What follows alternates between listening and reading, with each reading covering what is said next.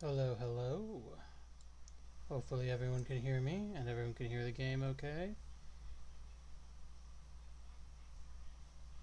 Welcome, welcome. Lords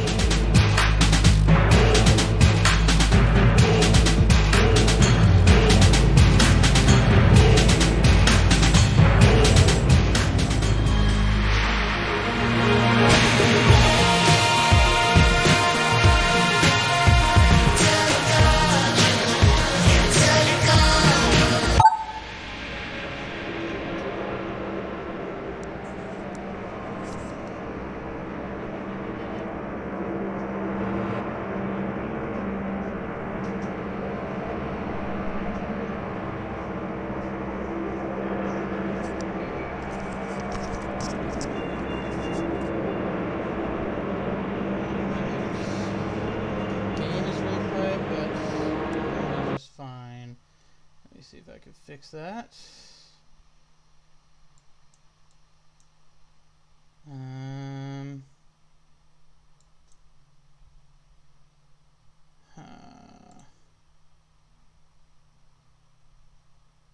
Why is the game really quiet? Oh. See that? I don't see any audio readout actually on the like the desktop audio doesn't look like it's reading out desktop audio. Doesn't look like it's reading out of the headset either, which is a bit odd. Normally that would not be a problem. Is it still quiet?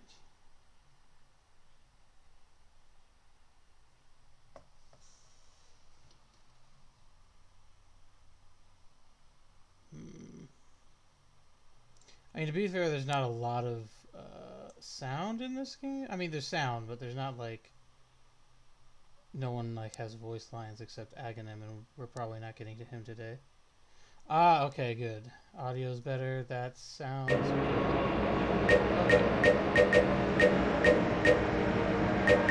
I'm gonna be putting together like an in-depth video series. To that end, I'm gonna have to finish some streaming and the Gungeon on top of the but I'll be putting together a video series on the subject.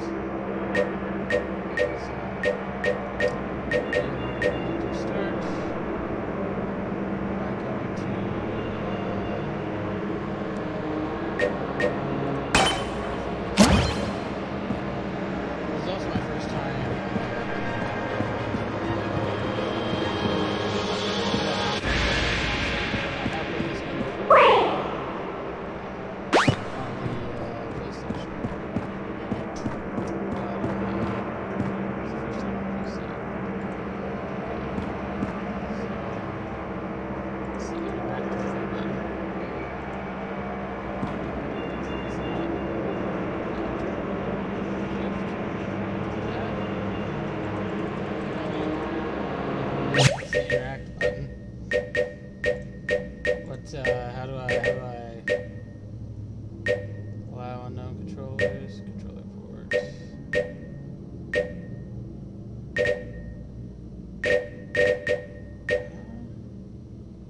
Keyboard bindings. Oh, edit keyboard bindings. That's what I'm looking for. Shoot. Left click. Dodge roll. Right click. That's gonna take some getting used to. Interact is E. R is reload.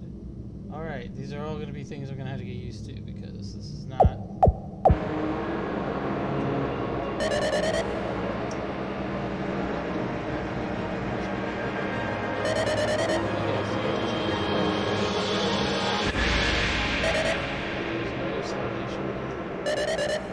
was like you once, came to change the past, and now I have no future. So he's based off of, he's called the Drunk. He's based off of the downtrodden warrior kind of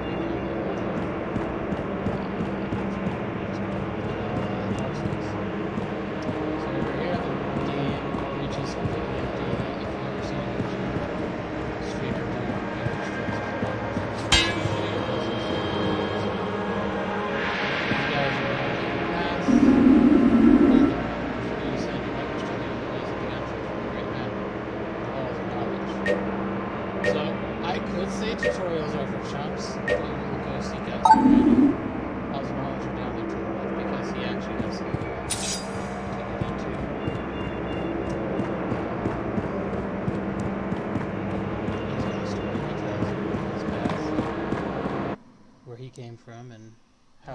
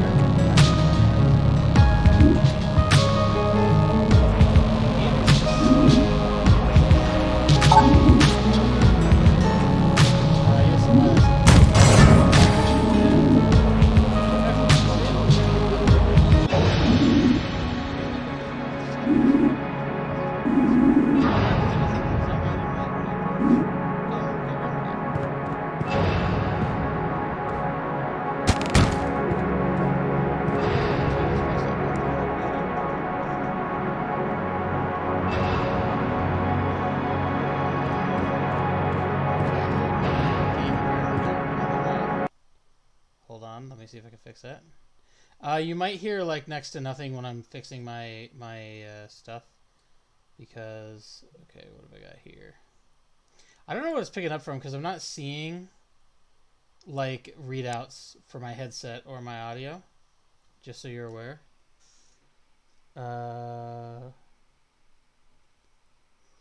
Okay, so you're barely coming through. Game audio is turned up to 11. Okay. Let me see. Well, first of all, I could make my mic a bit louder. Is that better? Or I should probably go to audio here and let's lower the music volume a bunch. That probably make it better. Let's try that. Is that better? We're doing better. As covered in gunfire. Excellent interacting, people. Proceed to the next room. Proceed to your next challenge, man. Anything that outlines in white when you approach can be interacted with. Now leave me. Go to the next room. Don't make this tutorial last longer than it needs to. Move it. How rude.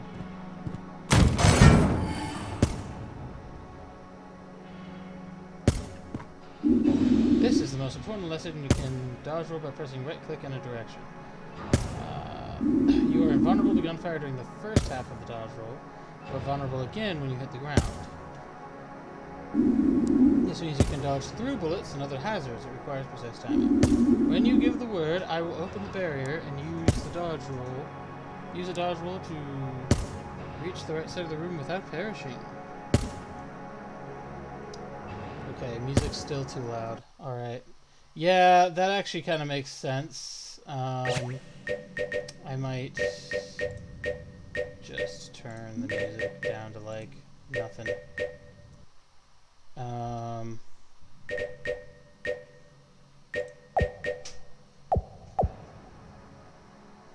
Because I can't really hear it, but I can't really hear it as though it's louder than me. The music's still a lot louder than his voice. It's slightly better. Okay. How about now, man?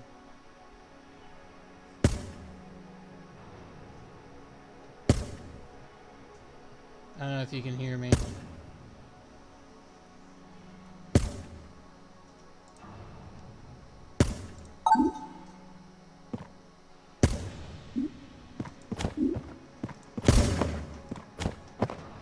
Line over there, which I should probably have paid attention to. Nice work! The dodge roll is a prayer of the Gungeoneer, and the Gungeon provides for its devotees. I could also just speak a little louder, I suppose. That's also a possibility. Speak for my diaphragm instead of my gut. That probably sounds a lot better, I bet.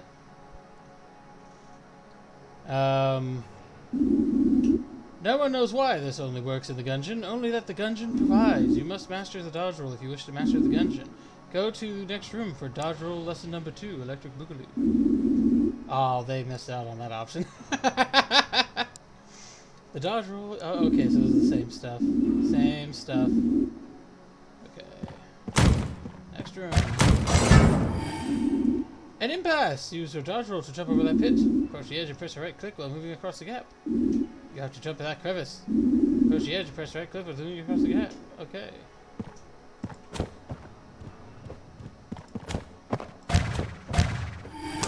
The door is open, but you've got one last bit to cross. Time it well. Go in through the door. Move it. Trying to see if my chat can still hear me all right.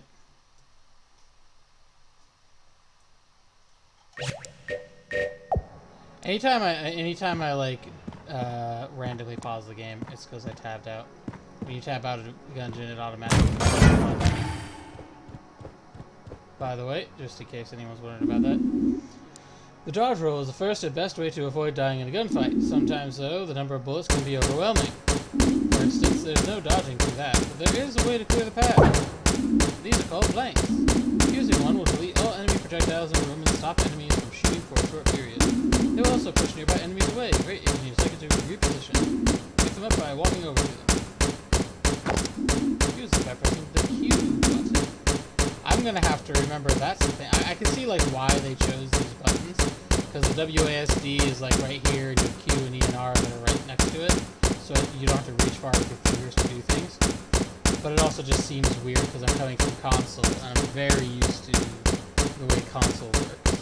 So on console you would have like a bumper, and you'd have one bumper shoots and one bumper dodge rolls, and then the triggers use your items and your blanks. Okay. What do you say? Pop that blank. Use the in by using the Q button. Use the blank to clear these bullets. Okay. I'm just looking at all his dialogue on purpose so that I can like use it for footage later if I need to. I have no idea what all his dialogue is. So later when I'm doing my my lore videos, I just want to make sure that I get everything I can get. Blanks refill every floor, so use them when you need to. Yeah, you'll get 2 blanks every floor. That's how that works. They can also be found throughout the Gungeon, but I wouldn't rely on that. That's also true. They're not reliable. They'll occasionally drop randomly when you complete a room, or sometimes you can buy them in Bellows' shop. But yeah, again, it's not super reliable, just like he said. Onward! Onward! The force of a blank can reveal and even break open false walls. Right, false walls are a thing. That's where secret rooms happen. If you see a crack in the wall, use the blank to blast it open. Head on through. Go on. Go! The force of a blank can reveal and even break... Okay, so he just repeats. Alright.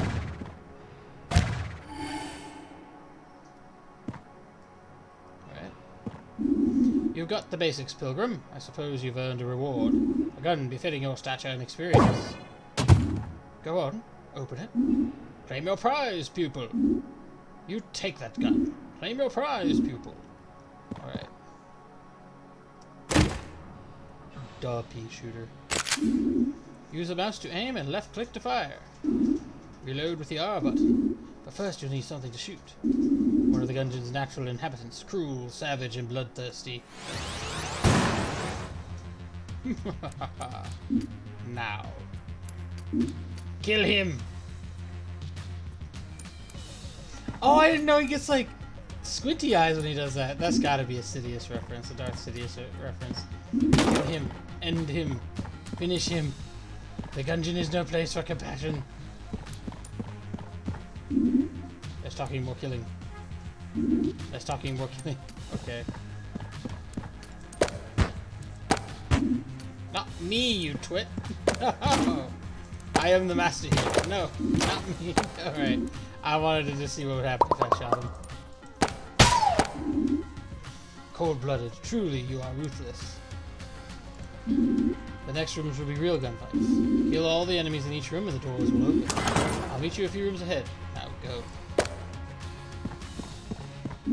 Don't forget you can reload with the R button. find another gun, you can switch to that with left control. Okay, that must be the control closer to WASD. Drop a gun by holding F. Gun you start with has unlimited ammo, but the rest have a limit. Not this one, though. Try to keep the guns you like best stocked with ammo. You can aim and move in opposite directions. Sometimes you should. Don't forget you can reload with the R button. So what he means by like aim and move in opposite directions is I can move backwards and be shooting or whatever. You got me. Whoosh. You cannot harm me, for I have transcended the mortal coil. It's not very effective. There's a Pokemon reference.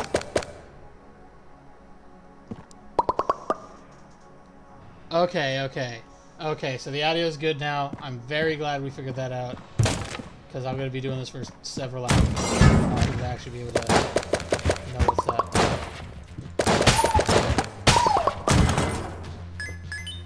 The casings are money, which is useless to me right now, because I'm not going to find anything in this level. And it will go away immediately when I get back to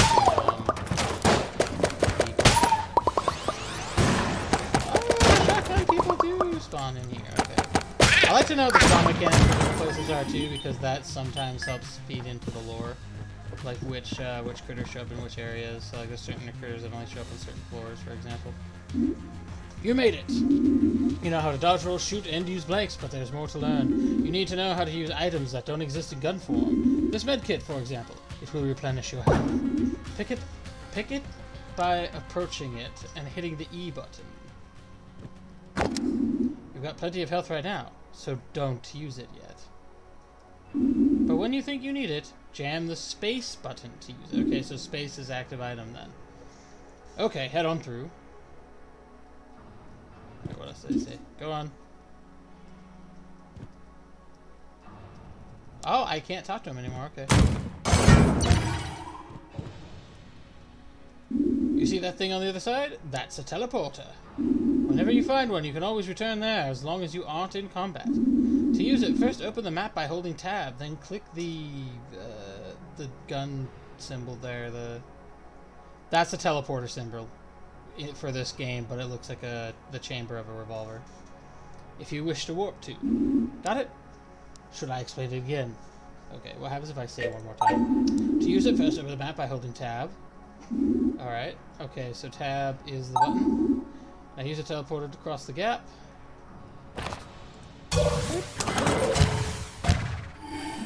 Remember, you can warp to any teleporter on the map, not just the ones in the same room, but they won't work if you are in combat. Makes sense. If you press E while standing on that portal, you can use it to teleport back to where you were. I'll be waiting a few rooms north of here. You should try to explore. Find a better gun before you challenge the boss. Yep. Oh, here we go. I should have talked to him before I did that. Okay, so we have these rooms over here to the side, which doors like this don't open. You have to like find another way into those rooms. Oh, okay. So we have a dude.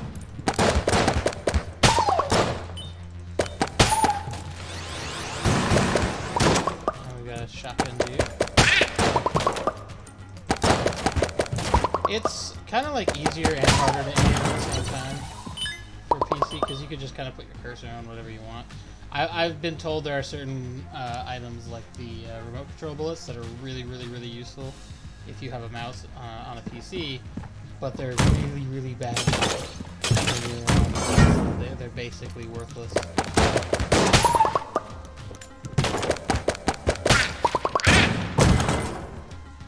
I've also noticed that if we use a blank here, there's a cracked wall right here. We can go down here. This is a secret room, and it houses some stuff. So there's a skeleton here, which I'm pretty sure is the skeleton of Sir Manuel. Manuel's a ghost. So you get that. Old Knight Shield, which will now turn our pea shooter into a kick-ass rocket launcher. And then if we pick up the Old Knight's helm as well, it synergizes with the shield. So that's synergies. When you see those blue arrows, that's what that is. It means that you have a synergy. So the pea shooter has a synergy with the shield. That makes it like this. And the helmet has a synergy with the shield that makes the shield go around you like this. There's items in the game like this. They're called Guan stones. They circle around you, and if they happen to be between you and bullets that are trying to hit you, the bullets will disappear on the shield. That's for the Guan stones. That's also for the shield here. There are other items too that will sometimes do that. There are certain gun synergies that will allow guns to rotate around you like that as well. Oh, I forgot I have a... I feel dumb. I'm over here like fucking shooting a million pea grenades because I forgot I don't have the regular pea shooter anymore. If you have 2 or more guns, hold left control and it will slow time pick one up that you want. Use left control to switch guns. Left control and hold left control to switch between them. Let's see how that works actually, because I know exactly how it works on. Okay, so I use the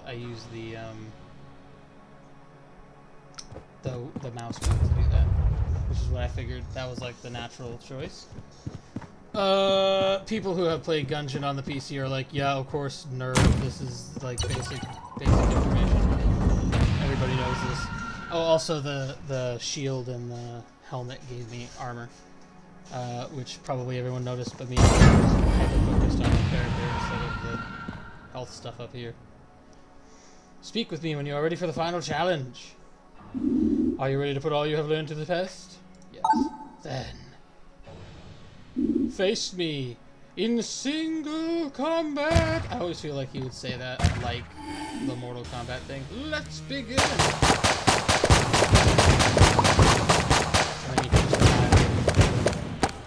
another thing that's important to note is ceasefire, ceasefire. These are important. I wish I'd beaten him without hitting him at all because I would have gotten more of those. The hegemony credits we use to unlock stuff. So, what's important is that explosions like that kind of have a minor blank effect. So sometimes they will actually cause bullets to disappear like a blank would, but only in like a localized area. So sometimes if you have one of those moves, like when he had like a circle of bullets that went all around, if you caught that at the right moment as he was firing it with an explosive round like these, then you could actually break a chunk of that circle off, and then that zone of the circle is safe. There's no bullets there.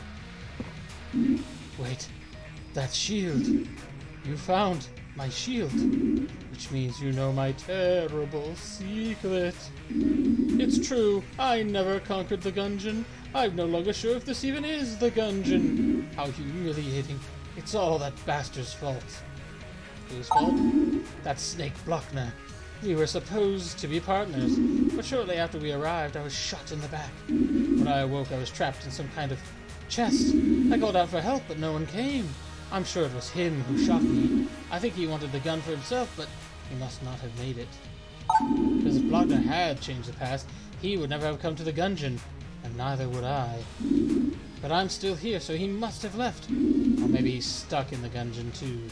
It would serve the bastard right. If you find him, tell him Manny says hi, if you know what I mean. You want me to kill him? Hey now, nobody said anything about killing. But yes, please do. Anyway, I've nothing left to teach you. Good luck with the Gungeon and your past. Now, he said that he awoke in a chest. That's a reference to... that's a little tutorial reference to what will happen if you ever play co-op on this game. If you play co-op on this game, one of you will play the cultist. And if one of you goes down, you have a chance later to find that character in one of the chests that spawns randomly on the floor, which I personally really don't like, for the simple fact that that takes away an item or a gun you would have gotten on the floor under normal circumstances. Alright, so let's go.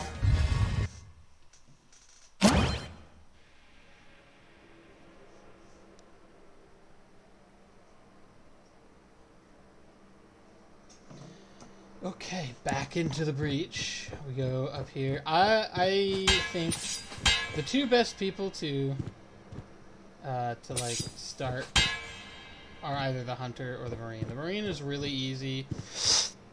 He's got a really reliable starter gun. You are now ready to enter the Gungeon. Tuk, tuk, tuk, tuk, tuk, tuk, tuk, tuk. Do they say that? Oh, they just say that over and over again. Okay, cool. I think I can... No, I can't. Go over here. Does he say anything now? Oh, have you seen that misguided spirit? Sir Manuel. Stuck in those halls. Lost. Sad, really. Haha. So he has lines like that. Anytime you beat a boss in the game, he'll say something about the boss. And usually that something has lore implications. So I will be going back to talk to him pretty much every time we beat a boss. Every time we come back from the Gungeon. So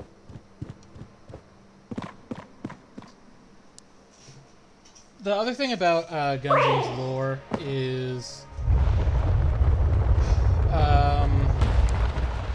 this. It'll tell you here. A shrine to an old gunslinger. There's an inscription: "Kill your past, you've already damned your future. The rest is worn away." That has lore implications too, because the guy that this is to, you can play him, and you don't kill your past. In his version, you kill his future. I'm being all cryptic. This game has been out forever. If you want to know the lore of it, it wouldn't be difficult to find, probably. Although, most of the time, and this is why I'm trying to do like a full lore video series on it, is because most of the time, the lore masters for this particular game on YouTube, they don't really cover things in a lot of detail.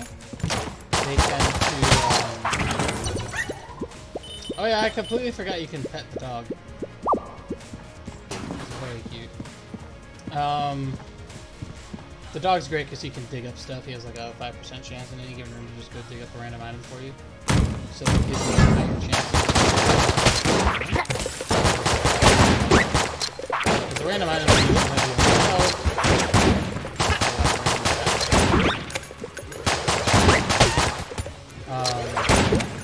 They usually can be like health, ammo, armor. Like that item there that just spawned. We'll pick that up. I cannot stand the rat, so I'm using mostly her.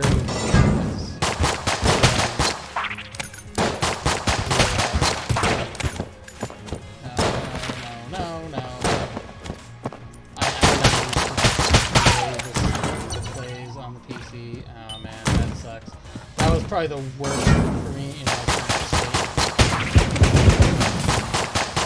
This is one of the worst enemies for me. There, get the chance, there you go.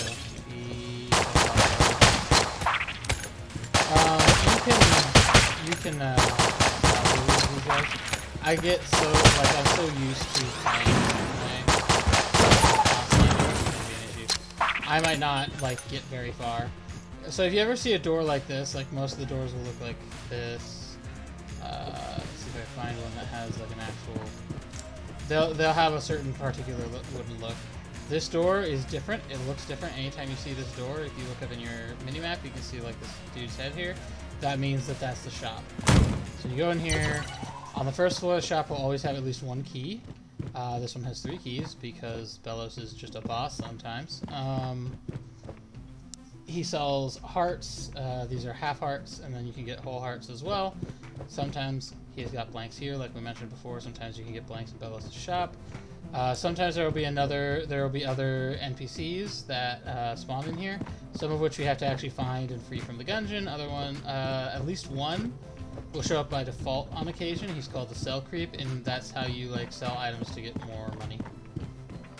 But he doesn't show up on every floor, so it's very hard. I don't know if you caught that right there, but that Oatkin, he shot at me because the grenade bat blew up right next to him, that shot was actually annihilated like a blank. Yeah, this is what the doors normally look like. They look like this.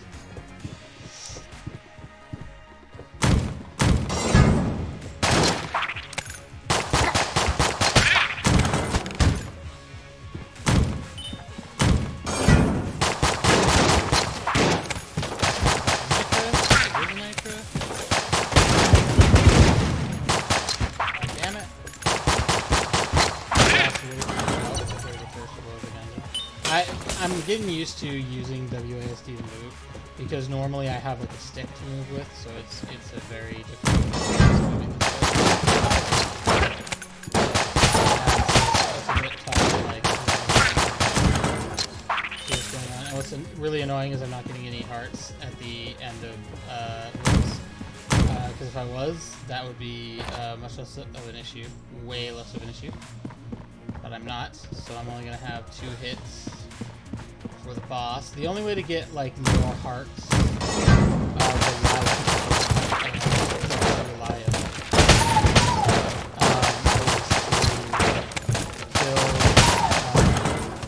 kill bosses without I don't need ammo. I need hearts. You gotta kill a boss without taking hits. That's the reliable way. I don't know if we'll try, especially with this run and how it's going right now, I don't think we'll try to go to the oubliette. Because that's probably just a bad idea overall. This is so slow. I'm so used to turbo mode.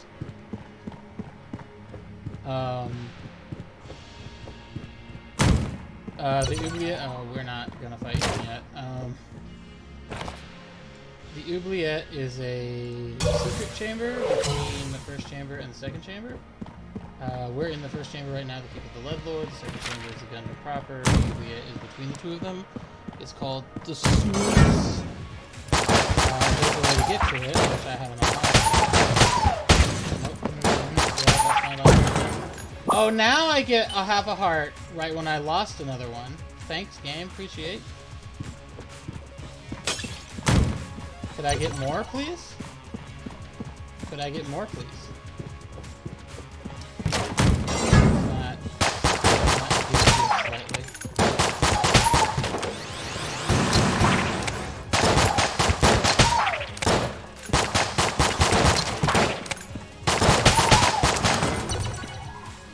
I kind of do want to unlock it just for the sake of like in the future.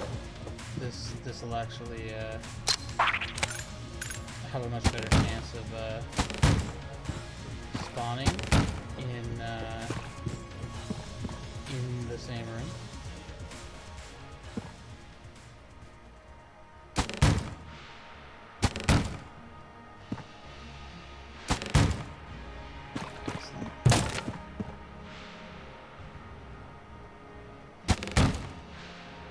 This is how you unlock the oubliette, by the way. You gotta get a water barrel to come by here, and then you walk in here.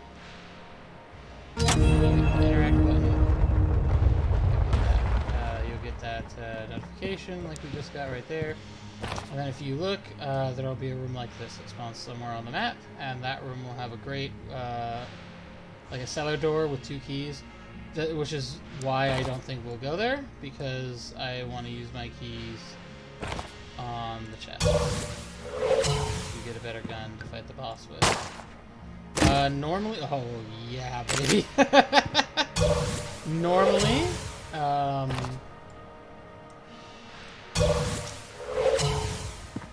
you would want to not do that. And Scattershot is really good too. Keep hitting E, idiot. I need to be using my tab.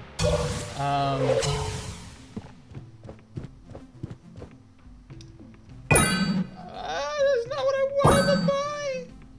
Oh boy. Oh boy. I mean, that's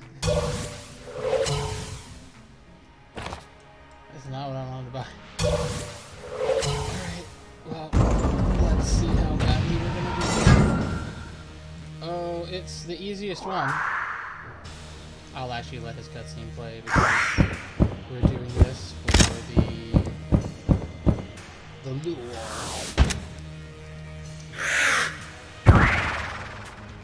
The bosses in this game, by the way, are absolutely ridiculous. That sucked, actually.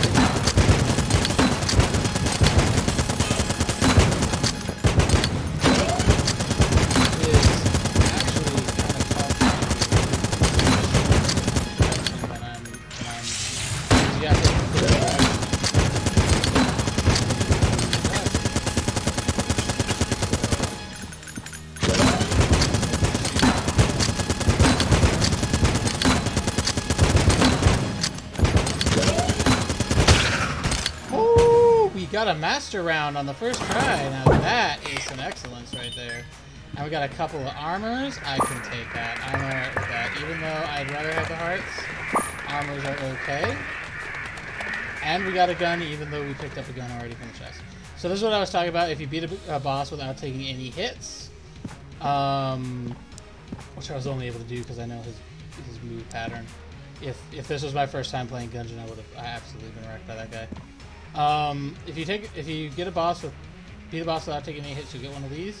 Each chamber has a different number on it: I, 2 eyes, 3 eyes, IV, and a V. And they will give you, as you can see up here, another heart container. So I now have that.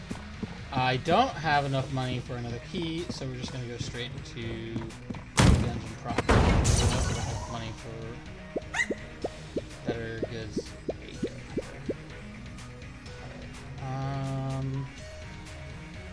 I think we'll use the crossbow in the second floor.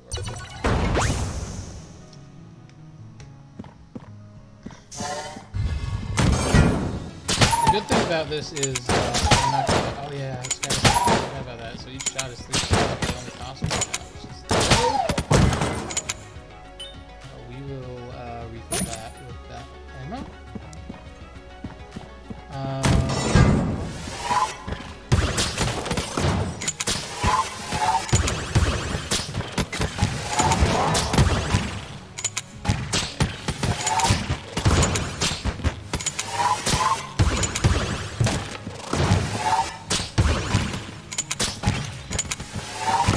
Somebody gotta go. Can you like hit him?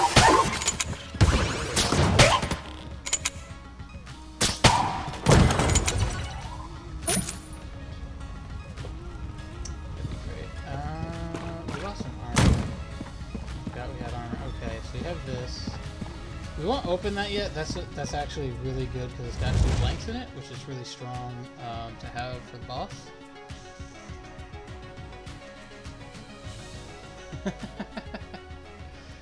I am sorry. I can read.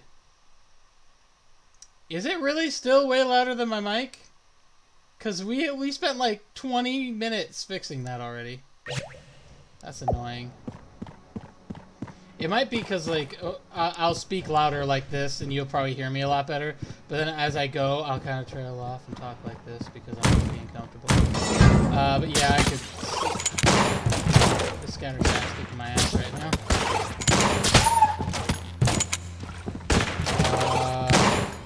So what... Because I know I turned the music down to as low as it can go without turning it completely off. Is the music that's the problem? Or is it something else? Also, I don't have a second monitor, so I apologize if I'm not like me to. Because every time I want to read chat, I have to... Okay, so it's gonna be the sound effect volume. Okay, let's try that and see if that works any better.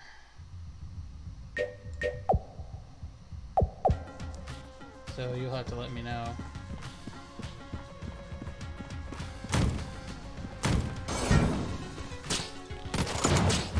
Oh man, this is bad.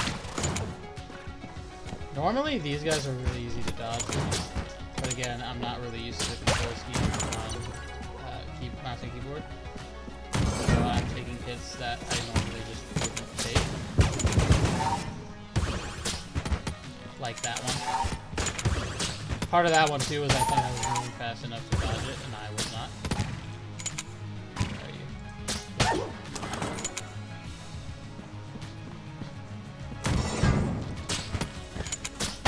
Okay, let's get rid of him early.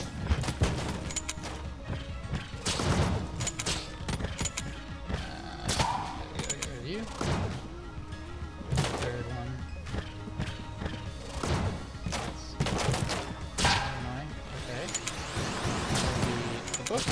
Oh no, and this predictive shot bastard. I hate him. I hate him so much. Even on console, I hate him, by the way. He like tracks where you're going and shoots where you're gonna be instead of shooting where you currently are. So I'm probably gonna die here in the proper, which is embarrassing. There's a cell over here. And this will be Cadence and Ox. It will always be Cadence and Ox. That's how that works. So somewhere in this level, let's hope we can at least do that. That would be nice. Somewhere in this level will be a key. And if we're really unlucky, that key will be dropped specifically by the boss. Yeah, because the thing that's tougher with WASD is like doing the diagonals. So I'm like working on...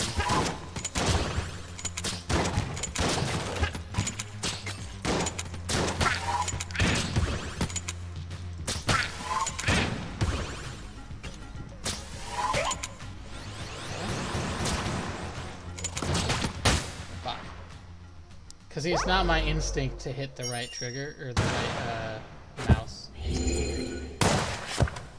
I love that opening thing there when you first open your Ammonomicon for the first time. I hate that it only ever happens that one time. The rest of the game it won't do that. Old Knight's Helm, Old Knight's Shield, Shield of the Maiden. That's for beating the Gatling Gull without taking damage, by the way. Space, quick restart, escape, return to the breach. We can't get anything, so we may as well restart. We don't have any new NPCs. The only thing we'd have in the breach is the line from the drunkard for the Gatling Gull.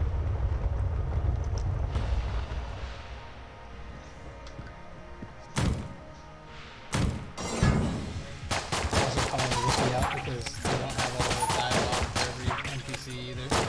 I know there's a dialogue line for the vampire where what does it say? Adjust the desktop audio slider and or your mic. Dude, so here's the thing. My desktop audio slider and my mic, by the way, is as far up as it goes. It doesn't get any higher than that. I assume that by desktop audio you want me to slide it and make it lower. I don't know if that's doing any better. Honest. Because it's like right next to my mouth. Yes, it's headset. It's the white headset I always wear. So like the situation with that, I don't know why, and it might just be because of how I set up my stream today. For some reason, the desktop audio and the headset audio are like grayed out. I can adjust the sliders.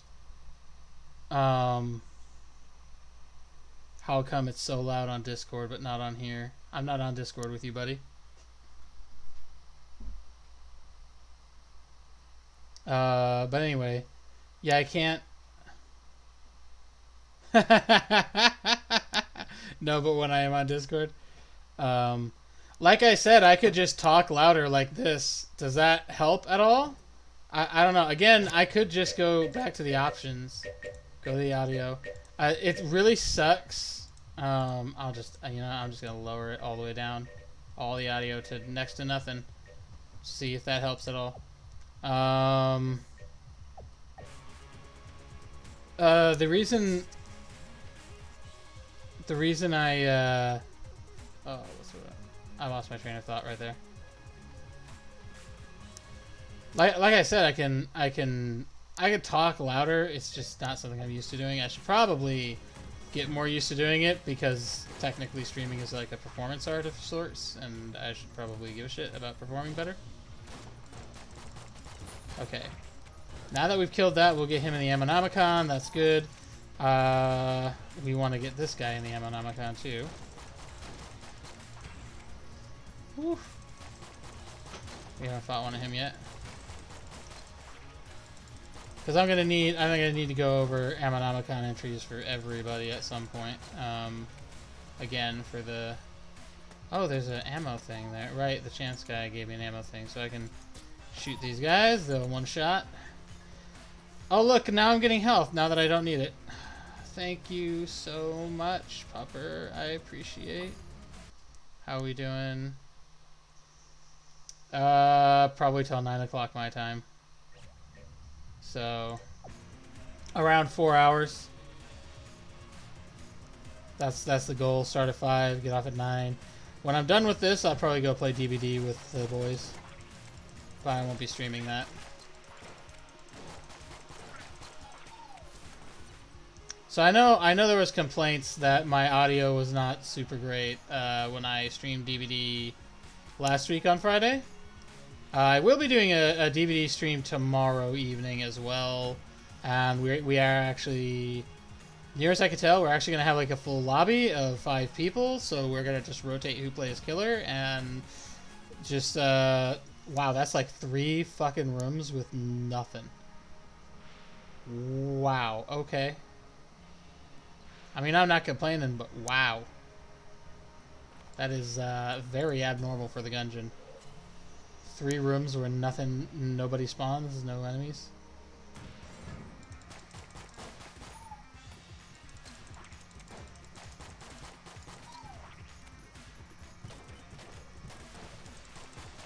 Yeah, I should try to be good at being loud.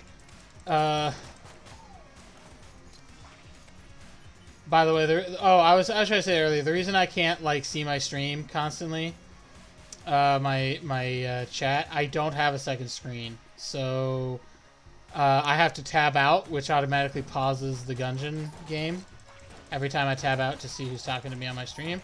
So I'll do that occasionally to see that if my stream is working as intended or what have you, but I'd prefer to just keep playing, because it's kind of jarring, especially if someone's gonna watch the VOD later.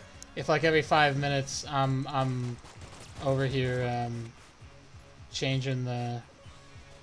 pausing the game and not playing.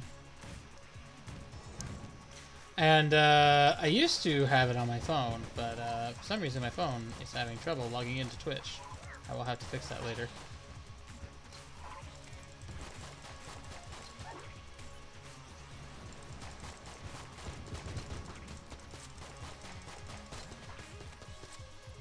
Oh, there's another one. See, the thing I keep forgetting is that I could just put my cursor on the damn enemy and not ever miss, pretty much. Good boy, Pupper. You got me a blank. Okay.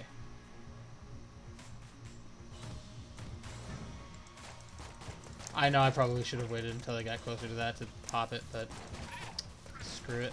I just didn't want it to pop on me.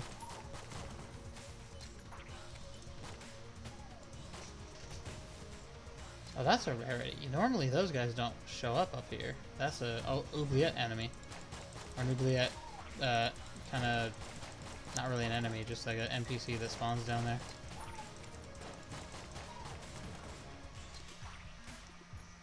Okay, so when you see up here on the map, you can see over here where it's red like this, with either with that dude's head or with a question mark door, which will be like it'll be a square with a red X on it instead of the question mark.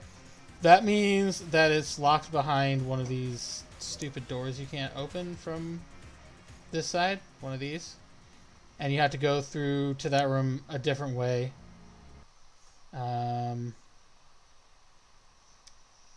Let's say it's not mixed well as all. You should invest in a Gox LR. I don't know what that is. Have chat on my phone. That's how I get around not having a second monitor. You don't need the dashboard. You can just have the stream up and it'll still show the chat. Yes, the stream is up, but I have to be in the game window to play the game. And I have to pop out of the game window. I suppose I could, in theory, have the game running on one side and the game window running on another. and split it on my screen. But my screen's not all that big, so I'd really rather not do that.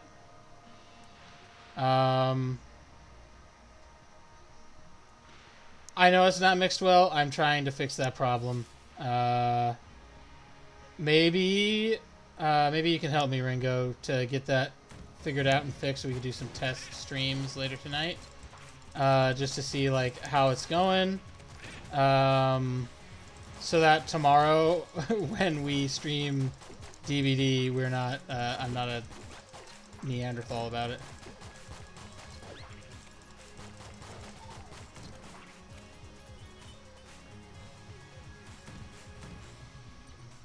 Okay, so this is the cell creep. So if you have items you don't want, you can there's buttons you hold, and I don't know what they are on the keyboard and mouse, but you hold one button for items and there's a different button for guns. And you will drop the gun or the item in this grate, and then he will throw money up at you. Oh man, I really want this. This is a really good item. I do want to get this too. I might, just because I know I'll get the feather again, commonly enough. The shield is something we just unlocked, and whenever you just unlock something, it has a higher chance to show up, either in Bellos' shop or as a random drop somewhere. So this is that door that we couldn't open earlier, so we should do that. I haven't lost any health, but I also kind of want a key so I can get the other chest on this floor. Actually, there's going to be 3 chests on this floor because of this room, and 4 actually because of this room. So I may have to make choices as to which chests I want to open. Generally, it goes brown. Rarity goes brown, blue, green, red / gold, and black. Black is the highest rarity and generally the best all around one. You wanna, if you get a black one, that's generally a really good sign. Okay, so there's a green one. So we've now explored everything, so we have to get another key from here if we're gonna get a key. So we'll do that, and we'll hope the boss gives us enough to pick up the Shield of the Maiden so we can get that Ammonamicon entry.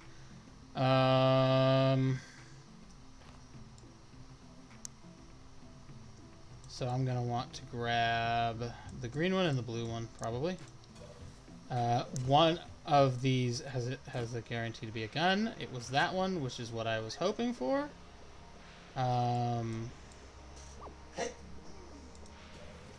Because a green gun is way better than what I'm currently running.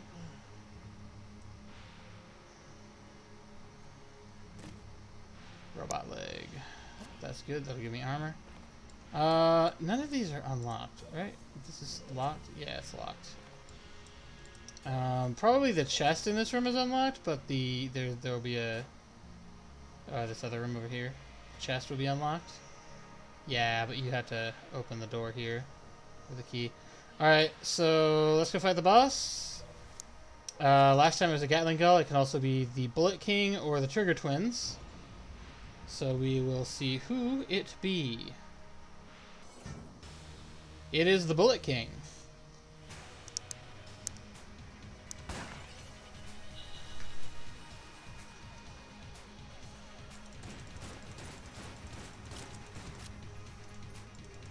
Always want to dodge that one. This move, it's better to just kind of weave through. And I'm again, because of this control scheme, largely, I'm very bad at doing multiple things at once. I'm not going to get my master round this time because I got hit.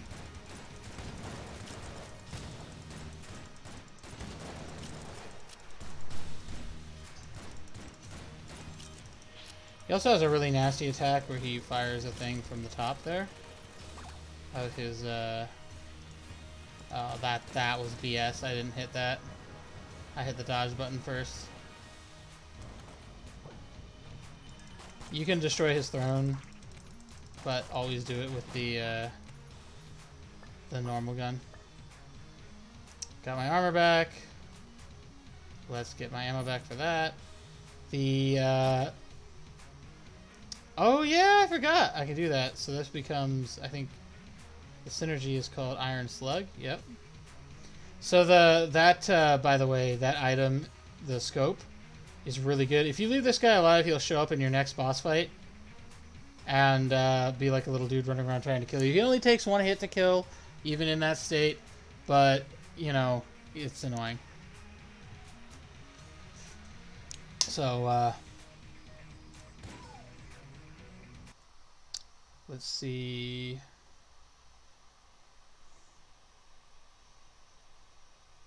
Go XLR. I don't know what that means. On your phone, bruh. Have it on your phone without signing in. You are dense. Bro. I think he's saying that I could probably go on Twitch on my phone. Or at least on the internet I could go on Twitch. Look me up on Twitch. He's right. I could do that.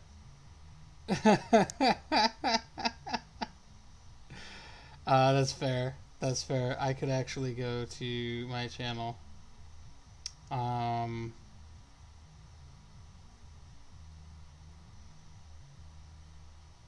Because I'm all caught up on like, oh, I gotta log into my account and stuff. He's right. I don't have to. I could just go to Twitch and find my channel on the internet on my phone, and I will have my chat available. And now he's gonna have 20 million messages telling me what an idiot I am for only now figuring that out. Da da da da da da da. Okay. Oh, I have the cooperative tag on this. I should not have the cooperative tag on this. So the other thing is, I know this has also been my experience with the phone generally, and this is why I usually relegate it to chat only. I don't know, like, if there's a way to do that if I'm not in the app. Oh, dope! So you have Rebecca Chambers in the new perk, the reassurance perk with the cute little thumbs up. I honestly love that perk. I got 4. We got just enough to get the Shield of the Maiden and unlock that Ammonomicon entry. Just enough. Just so we're clear, this is actually an awful item, and under any other circumstance, I would tell you not to get it. I am relatively certain that what it does is it blocks like 1 bullet, which most of the time is terrible. Yeah, that's what I thought. I think that's the only way to be chat only. I can actually do chat only if I'm like signed in and I'm watching someone else's thing. But the reason I make a thing about that is I was saying this to my friends yesterday too, was just I have never, and I can see it on my phone like right now actually. I have never like gone on Twitch to watch any of my friends on Twitch on my phone and ever had it be less than 5,000,000% ping.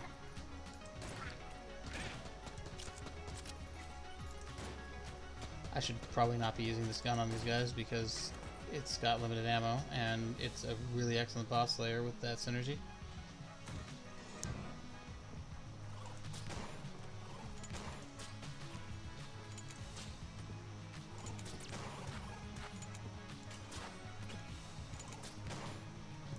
I hate the bouncy bullets. Get out of here with that shit. Oh, that is not what I wanted. Okay.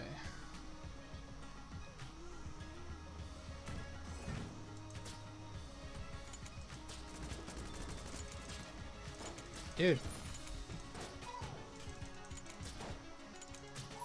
Chance bullets are really good, or the chance kin rather, are really good because they give you stuff.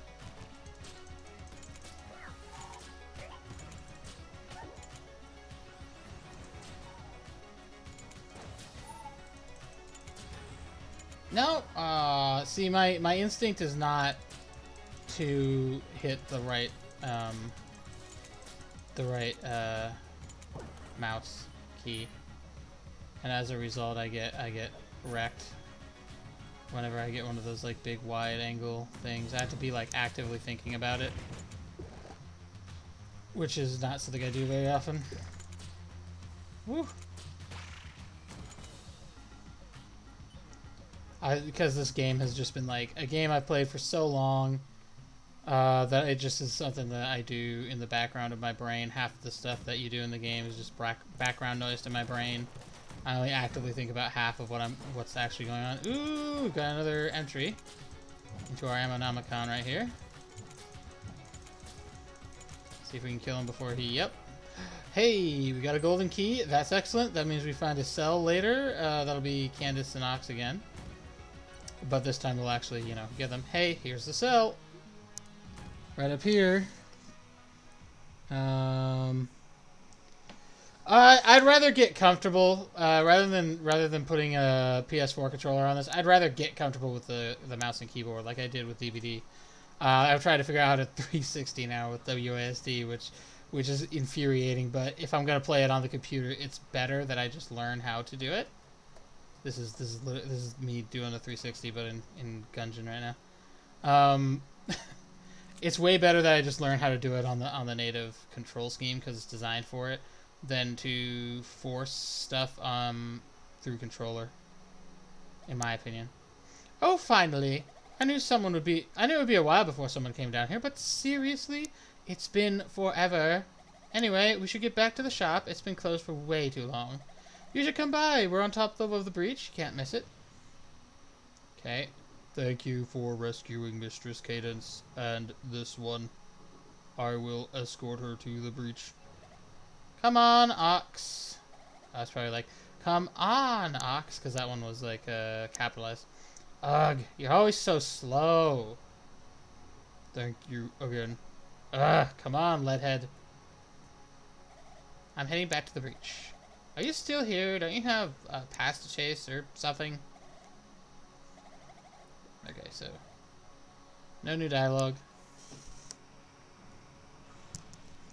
Alright. This room will be the room with the... Yeah. So this room, you have to go to the oubliette to use this room. And you'll get an item in the oubliette that you can put up here at this altar that lights up. And then this dude will like slide down here a bit, and you'll be able to enter another level called the Abbey of the True Gun. It's a secret level that you get from the second floor. We're not really doing secret levels right now for a few reasons, but one of which is I'm bad. The other one is the oubliette's hard, guys, even when I'm not bad. So, shit. This is why I don't like the...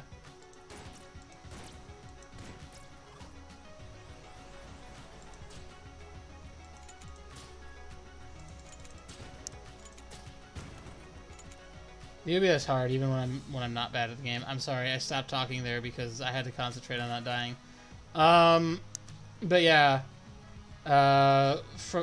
going from like floor 1 to the oubliette is like a massive change in difficulty.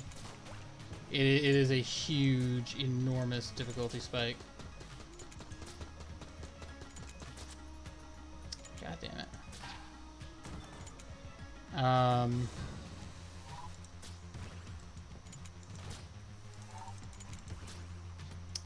I wish I wouldn't miss.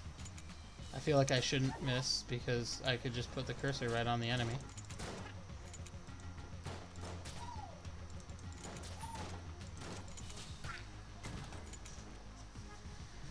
I'm used to like moving. I'm not used to like moving my hand over the keyboard. That's something I have to get used to. It's just there's a level of just feeling things out that I don't have yet in this version of the game. So, oh my god, stop hiding behind boxes and shit. Okay, where are you? Alright, we got our health back. Good, good, good. That's the boss room. We're not going to go there yet. We're going to keep clearing the floor until we know we've cleared enough to get all the chests. We might go fight the boss before we open chests, just to solidify that we will get a gun on this floor, because that's a very strong option. Getting a gun is almost always better than getting an item. There are some items that are really good. and it's worth giving up a gun for, but not a lot of them. Most items are not as good as getting another gun. I have not played Exit the Gungeon yet, but I do plan to play Exit the Gungeon because these two games have shared lore, and I have to get Exit the Gungeon content to get all the lore for the Gungeon universe, so that's going to be a necessity. I was reading up on some of the Exit the Gungeon Diginomicon entries. So like there's a number of entries in the Ammonomicon in Enter the Gungeon here that that mention the curtain. They say I think the Phaser Spider mentions that the Killithid leader, the Mind Flayer, tore a hole in the curtain, and they define gun duration as calling bullets from beyond the curtain, but they don't tell you what the curtain is. There is actually an entry in Exit the Gungeon that tells you exactly what the curtain is. The Last Dragon entry says that the dragon fell so close to the curtain, that place where all dimensions converge, which tells us what the curtain is, and lets us know what's going on, like when people talk about getting things from beyond the curtain. What other... Okay, I've got a brown chest and a red chest. Eek, that is like opposite ends of the spectrum right there. Here's hoping the red chest gives me a gun. I would rather have a red chest rank gun. Hell yeah. That's way better than whatever I would have found in the brown chest. What are you're gonna give me an item? Oh, okay. I need to go get a key. Should I have enough for a key? Yes. Okay. I haven't used my active item, the shield, by the way, because I have to actually remember that I'm supposed to hit spacebar to do that. And I don't. If it's the Amaconda, I will be using it just because I'll have to use everything to not die. And it's the Amaconda. Of course it is. It's my least favorite boss on this floor. This boss is very finicky. He's either stupid easy or he's stupid difficult. Ah. See, he's got a lot of different types of attacks he can do. He like just straight up is very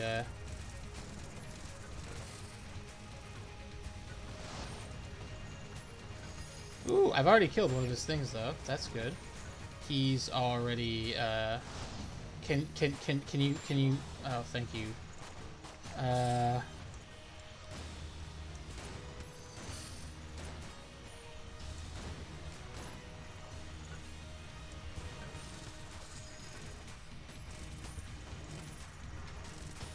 Okay, we actually killed him.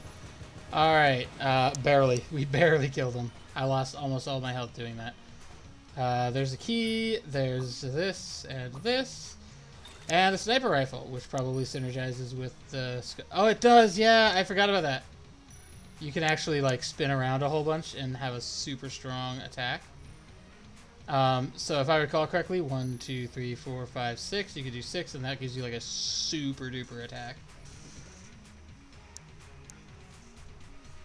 So, I have another key. Was there anything else to open with keys? No? Alright. Anything in here that I can afford? Probably not. I've got a whole whopping 11. Alright, let's go over here. There are buttons on console to make this, like... Yeah, zoom out. I can do that. I'm way more comfortable with the map being zoomed out like this. So this sniper rifle is going to be our God Slayer. Because of the synergy. So we'll use this for our regular shooting. And I've already lost my armor.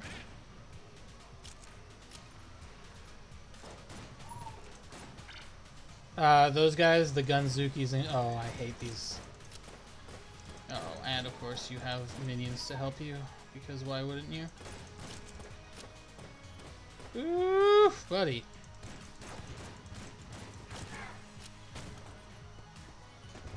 The Gunzuki, that was the little dude over here. They blow bubbles, and when the bubble breaks,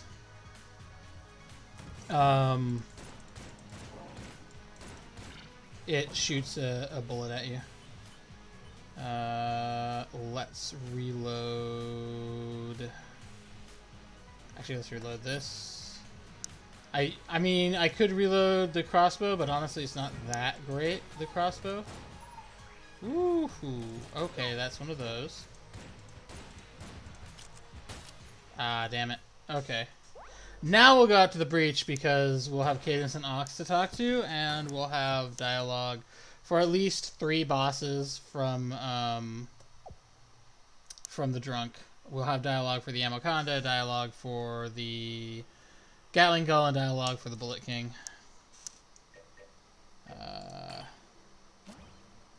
So let's see what he has to say. Strange how this place changes and changes people. That bird was here before the great bullet struck. He's no one's pet now. The king has been dethroned. Should I call you my liege? The great serpent had claimed the lives of many. Another will certainly rise from the shells of the others. But well done in the interim. Actually, he does rise again. In X of the Gungeon, he becomes the brass python or something like that. So the Amoconda, he becomes like the bullet python or something. And he's like an obnoxiously well armored version of the Amoconda. Okay, we're definitely getting the hegemony carbine, but first we're going to talk to these guys. So they explain what's up. Thank you for the assistance. The acquisitions department is once again operational. My arm was caught in the shifting walls below. There's a quest to bring a new arm up for him. Okay, so she'll explain to you how the shop works. Hey, thanks for getting us out of that cell. This is the Gungeon's acquisition department. You can donate hegemony credits and we'll order new guns and items for the collection. It can be hard to come by. It'd be hard to come by here in the Gungeon, but since the H-Mon took over, it's all anyone on the outside uses. Yeah, the Gungeon is like a reliquary or some kind of museum, but for guns. So we're collecting all the best ones and then throwing them downstairs. Luckily, the H-Mon has to put rebels down pretty regularly, so we've got a constant supply of new equipment. They'll sell us anything. Once they're ordered, you can find the new stuff in the chambers. So order whatever you want. If you've ordered everything we have listed, just come back later. That's it. If you want to buy something, talk to Ox. I don't deal with customers. Yawn. Yeah, she doesn't talk much. RPG is okay. Thompson's really good. Heart Bottle's really good. Gamma Ray is meh. Rocket powered bullets are pretty good. So we could probably afford all of these. Thank you for your patronage. I like doing his voice. An excellent choice.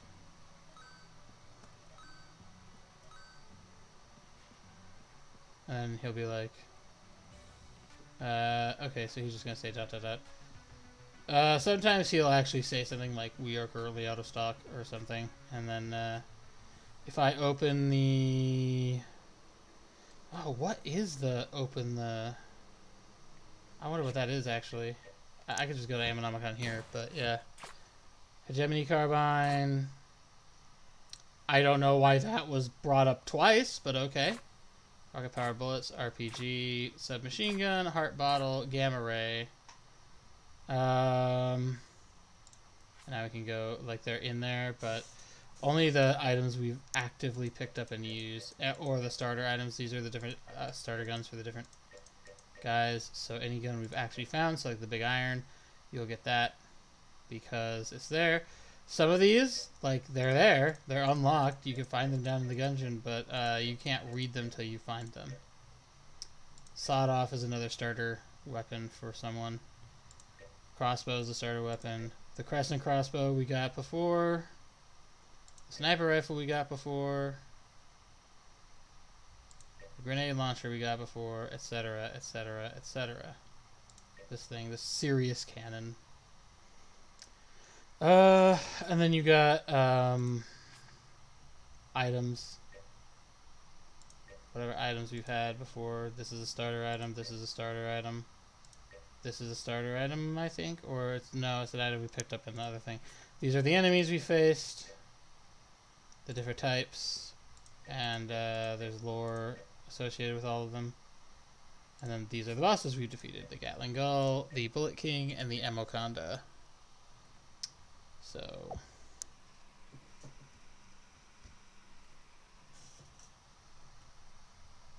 what time's it getting to be? All right, we'll resume. We'll head down into the Gungeon once again. I'd love to say that that I'm going to go get all the items for the bullet that I can kill the past, but I'm probably not even going to make it to the forge and beat the dragon today. I will just make it a point. Anything that I know I haven't picked up yet, I'll make it a point to pick up.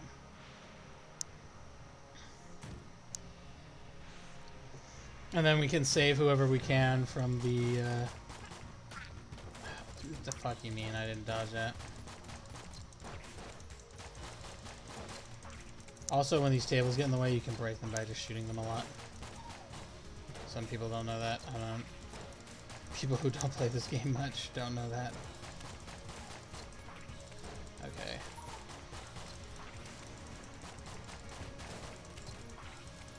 Promise you I'm not trying to be bad at the game, I just am bad at the game.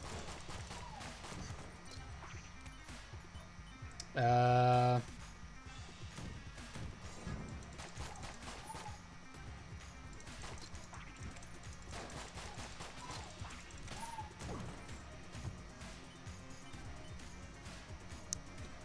we'll go down here first.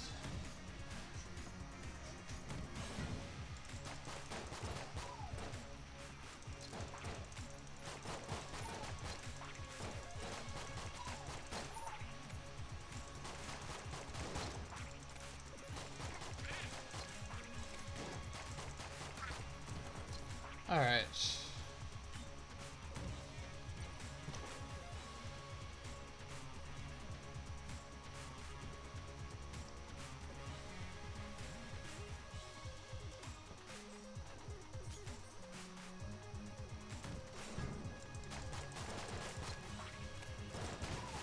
I did not think I was close enough to take damage from that. But apparently I was.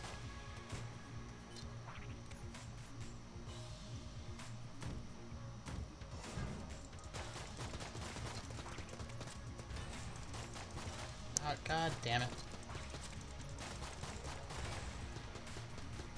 Can't get the chance because too many bullets, and I'm bad at dodging them because my instinct is to, like, my hands don't know what to do with themselves because my instinct is to go for a trigger on a controller, and so my hands are like, trigger over here, and then there's not one, and my brain's like, wait, what do I do now? Can you, like, kill the enemies that I tell you to shoot at?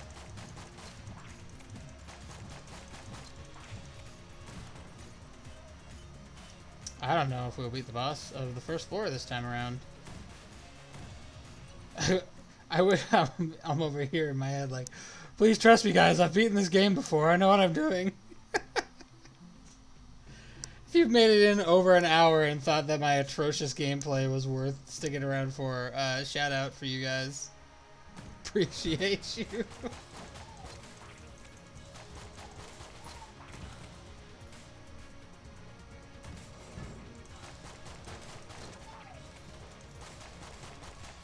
Oh my god, just fucking whiffed hardcore on that.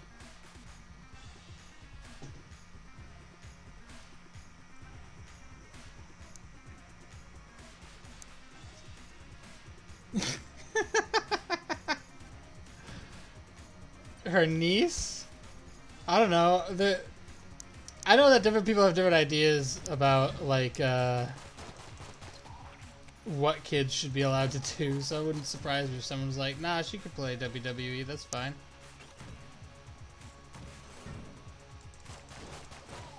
Even though, like, she's 3.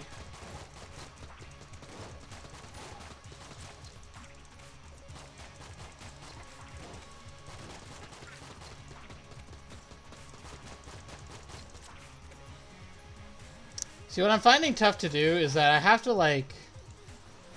Technically, it's whatever direction I'm holding in, like, the WASD. But my brain is having a hard time, like, separating the WASD from what I'm doing with my mouse. Although I'm getting a little bit better at it here and there. I imagine eventually I will figure that out. I'll get good at it.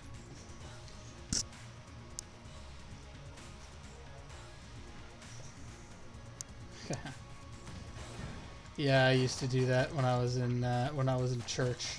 People would be talking about Eminem, and I'd be like, "Oh yeah, I totally listen to Eminem," and they're like, "No, you don't."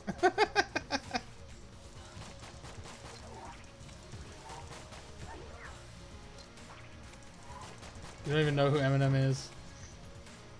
And they're right. They were right. I had no idea at the time.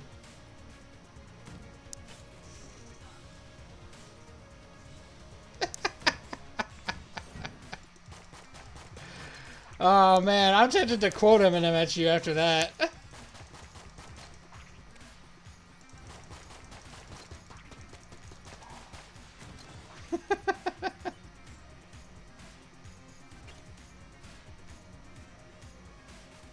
He's got a line and kill shot for that comment.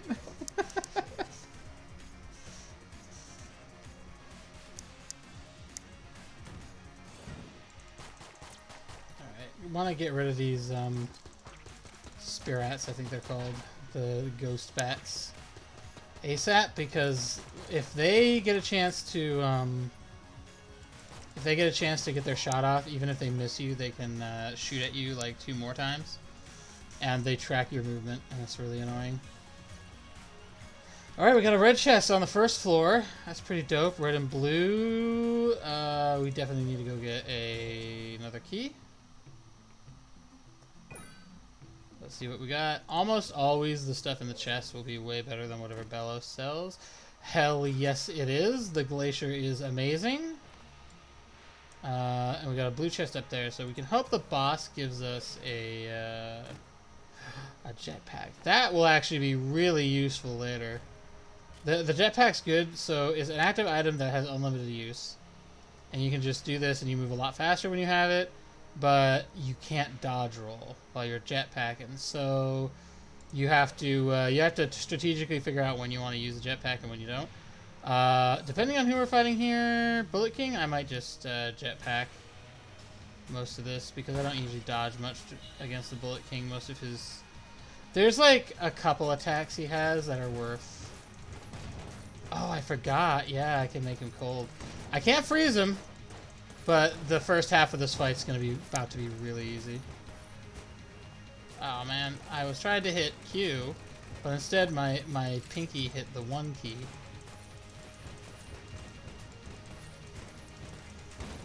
How did I lose that many hits already? There's no way he hit me that many times. Are you kidding me? There's no way. There's no way he hit me that many times already. None! Not a single one! That's an awfully hot coffee pot. We'll restart because we didn't get anything out of that. I don't know what that means. Shut up your ass.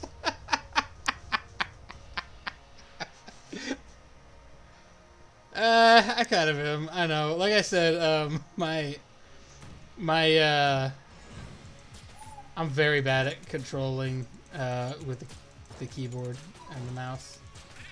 This is something I was really worried about doing this series for. Is it's going to take me forever to actually get to a point where I have stuff like getting to the Lich is going to be a pain, let alone beating him so I could unlock his Ammonamicon entry.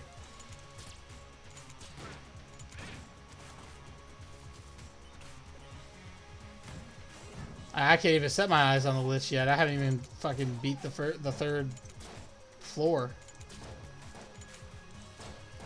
Oh my god! Oh my god! I really am ass. Bruh. Why? Why am I whiffing so hard? It's so bad, dude. Dude. Dude. Hit him, please. Oh my god.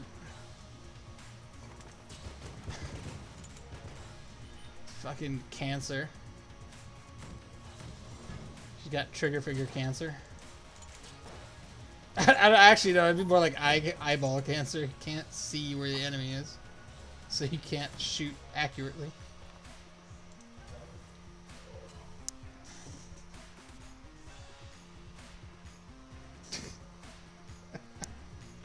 I am not gonna tab out to Discord right now, Ripple.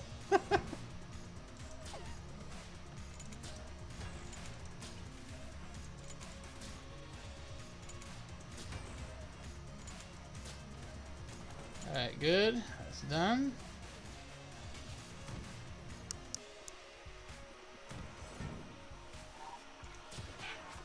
Okay, that was a GG. We don't have one of those yet. Oh my god, hit the book, please. Hit the book. Thank you. I had to take a hit in order to hit the book because I can't move and shoot at the same time, apparently, because I'm disabled.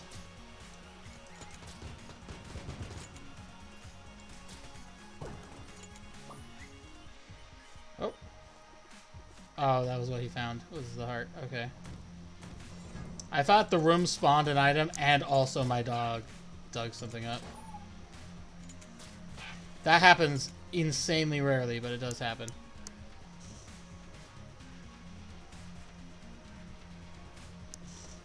I am looking into that. I'm thinking that's probably a good idea to do. That being said, I still think I wouldn't tab out to do stuff on a second monitor. I guess the second monitor would just have whatever else I'm doing. I don't know. I never actually utilized the second monitor. Yeah, good for you.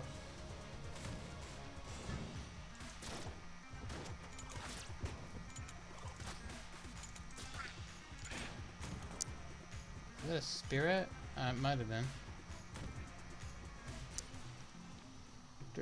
Oh, Armor of Thorns. That's really good, but I also need a key.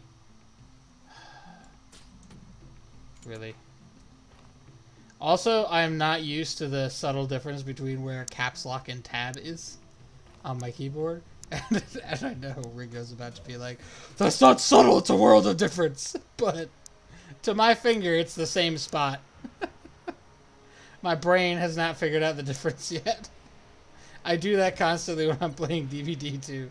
I will keep hitting caps lock by accident instead of tab.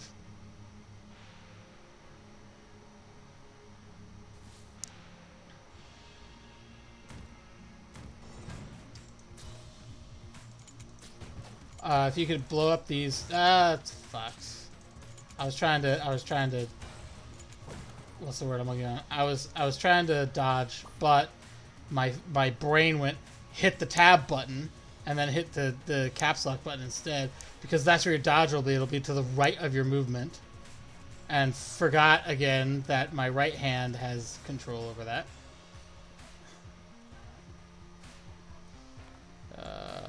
Yeah, I'm still gonna need a key. I love it when I can get one for free, but unfortunately, that's not the case here. 45 for the Armor of Thorns. Armor of Thorns is really good because it means that shit that touches us or hits us takes damage. 35 for the T-shirt cannon. I'm not sure which is better. Neither of those are in my Ammonomicon yet, so I may as well. That is not at all the button I wanted to use. I was trying to hit tab, and I ended up hitting alt tab and tabbing out of my window like a fucking idiot. Oh goody, we're gonna have a garbage Fortune's Favor used for like, I don't remember what this does. But sure, we'll use it on the boss and see if it does anything. That is cancer! This is one of the worst guns in the game. Oh, man. I'm not fighting him with that. I'd rather fight him with the regular 6-shooter. Okay. This guy's gonna be not as bad in this arena. At least at first, because he's got to shoot through all these bushes before he can shoot you. But it also means you can't really shoot him, and once you have room to shoot him, he's shooting you. We haven't fought the Trigger Twins yet. I'm surprised. I figured by now we'd probably have fought them. Oh, so he's just gonna, like... Okay. Okay, that should not have been a hit on me, honestly. Woo! That also should not have been a hit on me. I should have dodged and weaved that better. Oh my god.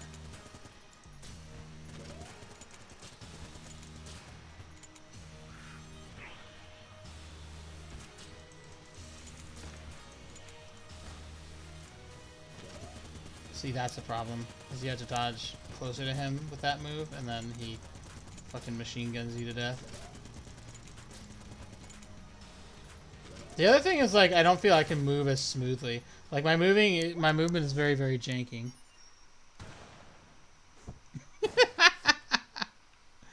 Tab is, like, instead of running, tab is toggle run. Since I fuck that up all the time, I make myself start walking in Skyrim because of that, yeah.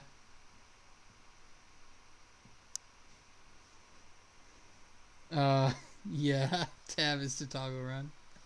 Good gun queue.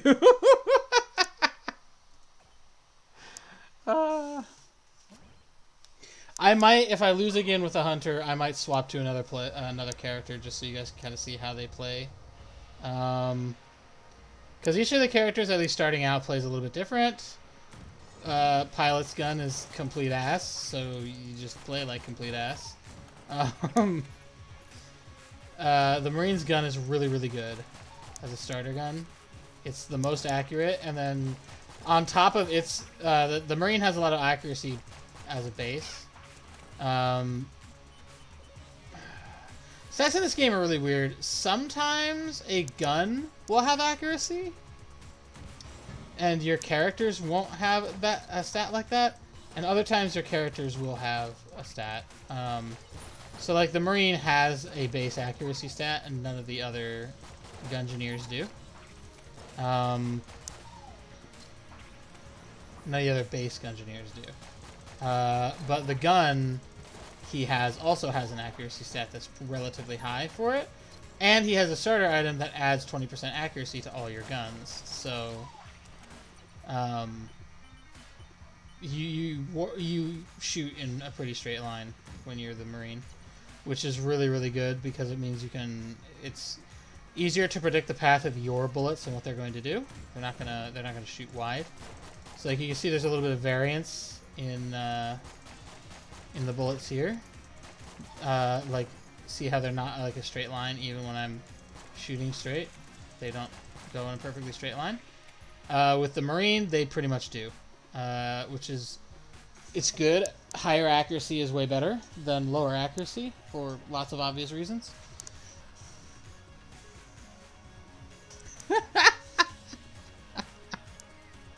I'm not gonna read that out loud. Pilot's starter gun. You saw, like, how my my 6-shooter kind of has a spread on it. Pilot's starter gun has a god awful spread. It's like a really wide spread. You have to be pretty close to enemies to hit them accurately with his starter gun. So, like, I really don't want to play him because I'm already not doing well in the shooting things department.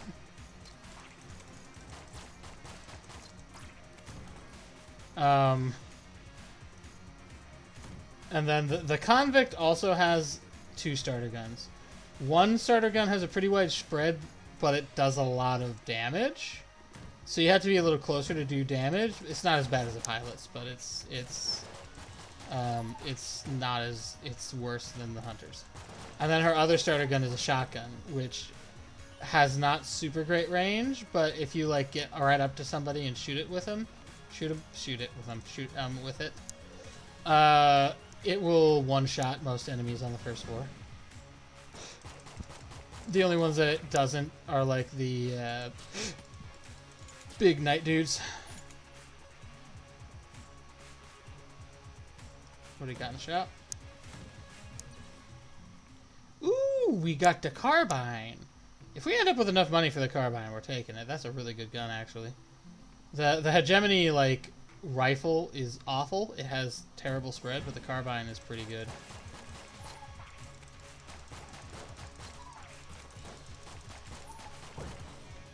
Ooh, well, we did get a second key, so we are not going to need to buy a key from the shop. That's good. So if we get enough money, we can just pick up the carbine, and it's not going to be a big problem.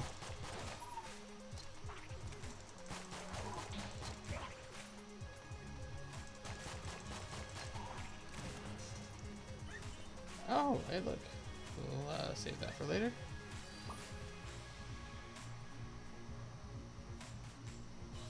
There's 4 secret Gungeoneers you can unlock in the game. You can't unlock any of them until you beat at least one of the base Gungeoneers pass. Those Gungeoneers are the robot, which is a Terminator reference. His whole character is a Terminator reference, practically.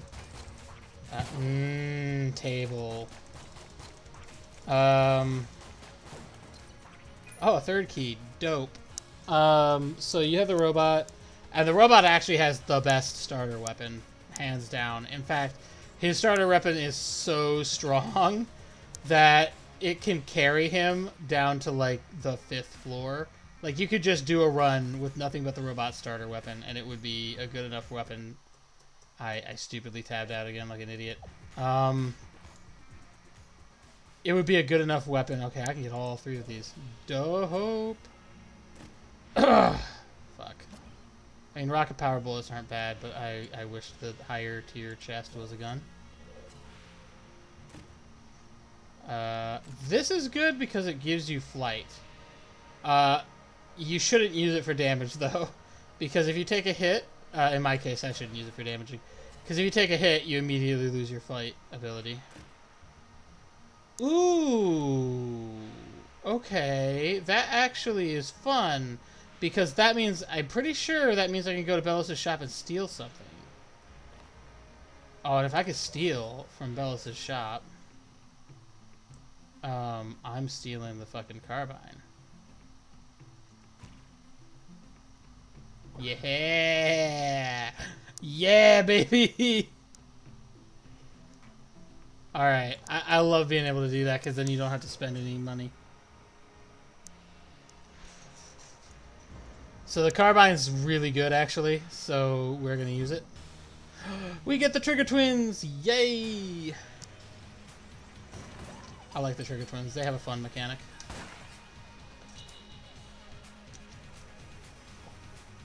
Although, I might not think it's fun while I'm bad at the game right now. I don't know if you guys are... This is why it's so good, by the way. It has really good accuracy and really good fire rate.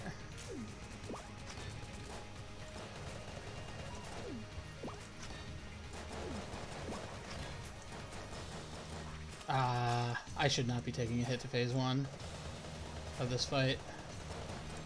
Phase 1 of this fight is generally cake. Woo!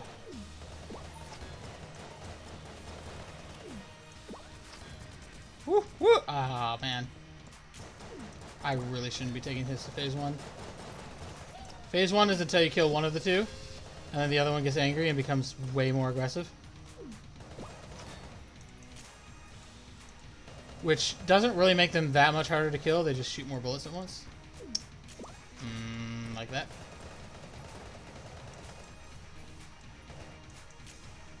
It's just tougher to make the calls of when to dodge and when to weave when they're in the aggressive state. It's also harder to aim when you're dodging, so. Alright, what do we got? I see that we have at least one health thing there, and we have an armor thing there. We have the Helix gun. Ugh. See, here's the problem with the Helix gun. You can see how it fires. You have to. Like, there is such a damage drop-off if you don't hit enemies with both of those.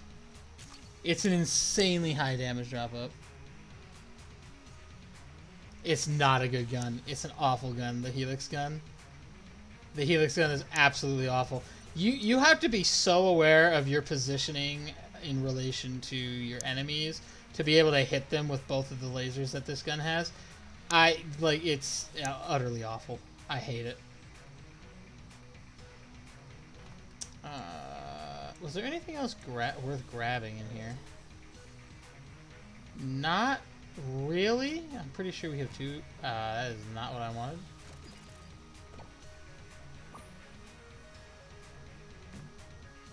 Okay. I'm not gonna steal from him this time because once you steal from the shop once, like when you do what I did before with the thing, you get like one guaranteed steal, and then after that, it's every time you steal, he has a chance to catch you, and if he catches you, you don't get the shop for the rest of the.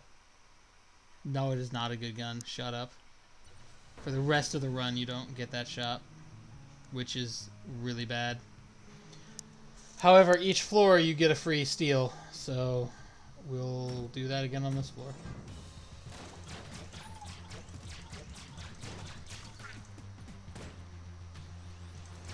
See, I would not.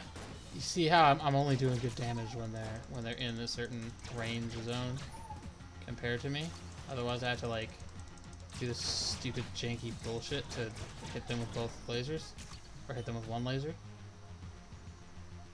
I'll use it on the crowds because I feel like it's fine as a room clear weapon. No, I want to hit. There we go.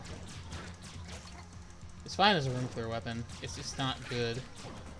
It's okay. Do we have anything else that needs ammo? No, I guess we're just refilling the shitty gun then. I don't know what that room's gonna be. I think it's gonna be a shrine. Oof! I almost just walked right into the fire. I hate trap rooms. Because I'm bad. Trap rooms shouldn't get you if you have any modicum of ability to play this game. Trap rooms are probably one of the most useless things in the Gungeon to stop you from getting anything. Oh my god, this is so slow!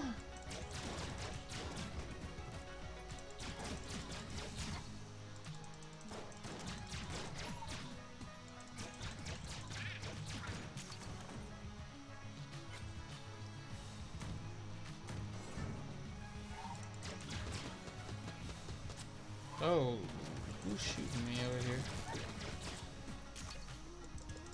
Okay, I hate these guys, especially with this gun that doesn't shoot straight.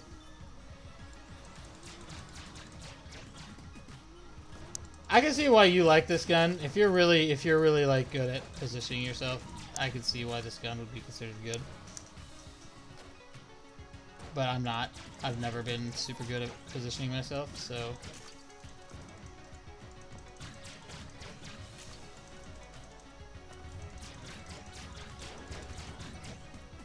Ooh. That was really good though, that I killed it that fast. It is a skill issue. I literally said it was a skill issue. I was like, nah, I'm not good at spacing myself. Which is why I don't like it. It's an awful gun because it's not good for me. It's not good for my playstyle. See, it's easier to use against like the Cubulons because they sit still for the most part and you can just kind of like play with how far you are from them. And you can do that relatively quickly with them, which helps you kill them before they get a shot off, which is great. But like for the Bulletkin or the Nitras here that move a lot faster, it's a pain. Spacing is a serious issue.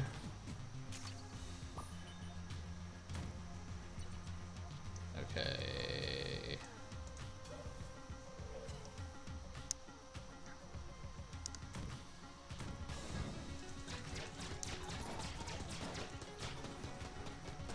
I'm trying also to not. Whoa! Okay. Didn't even know there was one of those there. Would have killed it a lot sooner if I had.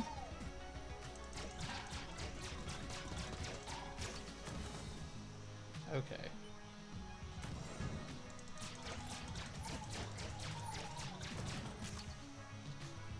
You're probably sitting here right now, Ringo, watching this going, how can you say it's a bad gun? You're just slaughtering with it. Like I said, it's okay for room clear. I don't mind it for that. It's definitely not good for fighting bosses, though. Not in my opinion. Because you gotta be paying attention to how far you are from the boss. Ooh, that's... The rolling eye isn't like super great, but I don't have it in my thing yet, so it would be nice to have. I also don't have this yet, but I think I have to wait till I'm good enough to get through the oubliette, so I have enough money coming back from the first floor. Okay, we don't have keys. We don't have keys.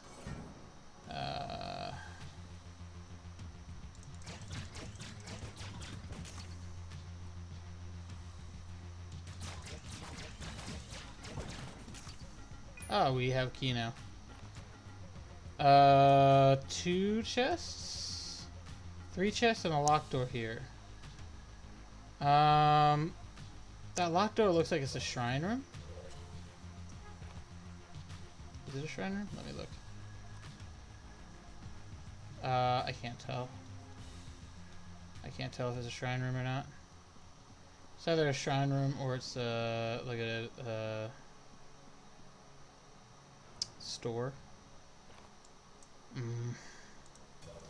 You know, the pilot's trade-off for having a terrible gun is that everything costs less.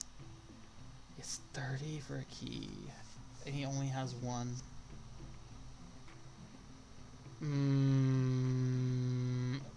I could steal, actually. That's fine, yeah. I'll take the key for 30. I'll do this, and I'll steal the rolling eyeball so I can get that into my inventory. There's also a... we're not going to open the door to that room. I don't know what's going on in there. Ooh, this gun's really good if you have armor and really ass if you don't. And I don't, so it's really ass. More hearts, always good. This one also... Ooh. Frosty Air Distraction. I wonder what that does. It probably turns into an ice explosion, which would be really cool. I still think this is probably the best gun for fighting the boss. Personally. Ooh, we get the easy boss. I say. Watch me completely fuck up the easy boss. Woo! Whoop. You can also just turn away from her, by the way, when she does that.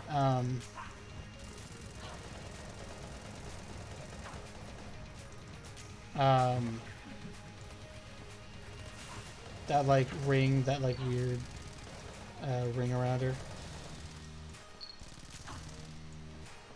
Oh, that's what the eye orb is doing. The dodge orb. Yeah, so this, you can just look away from her. I was an idiot and I didn't. So those little shards are from that ice thingy that I got.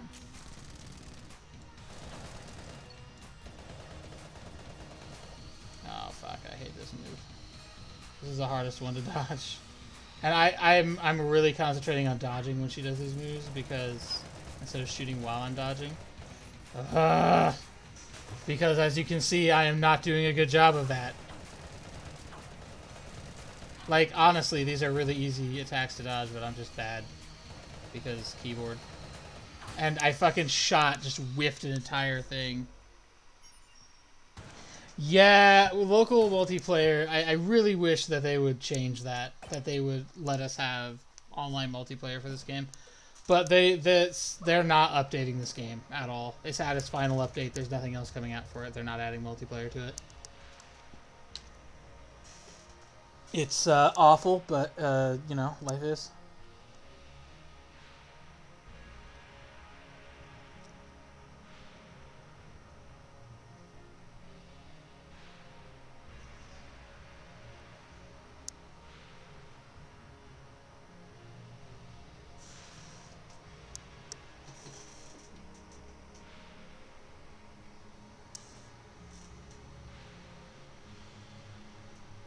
There are certain guns that are really, really good. Certain guns that aren't. There's different items give you different like stat up boosts and stuff. So like for example, the sniper scope gives you a super high boost to your accuracy stat.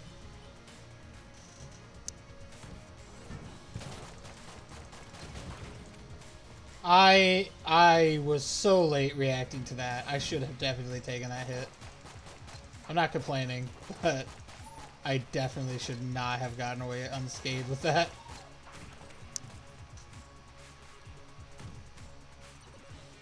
Okay.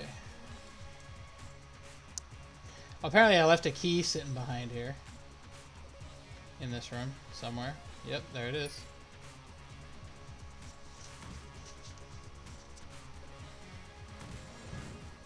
Oh no, I don't like that. I don't like explodey barrels in my face in small rooms. It's very bad. Very bad for business. Okay, that's ammo, which is worthless for me right now. Did I just shoot through that? Again, there's no way I've unlocked that item yet. Hold on, is this? I know what this item is. I don't think I've unlocked it yet. That's like a really end game item. The Litchi trigger finger. It makes everything shoot way faster. But I was pretty sure that was like a really far into Oxen Cadence. I did not think it was available base game without unlocking anything. That is interesting.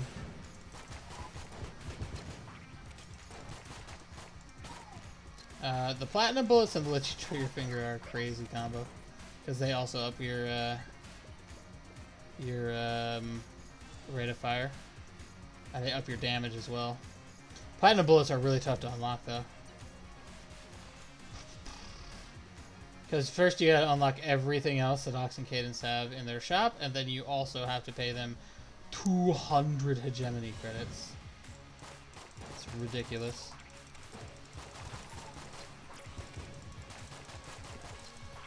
No, no, no. Fuck. See, that's why I don't like the spirits. Because once they fire, they can fire multiple times and they track your movement. So that spirit got me because of that.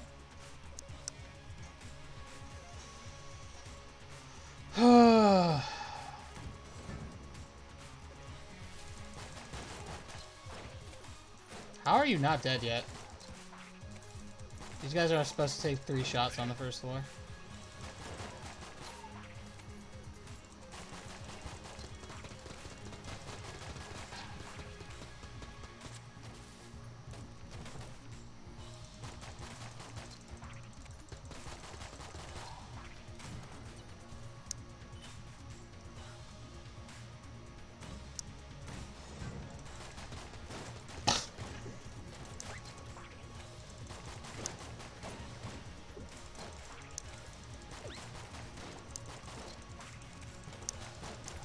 Those little like navy blue colored ones or purple ones, whatever they look like to you,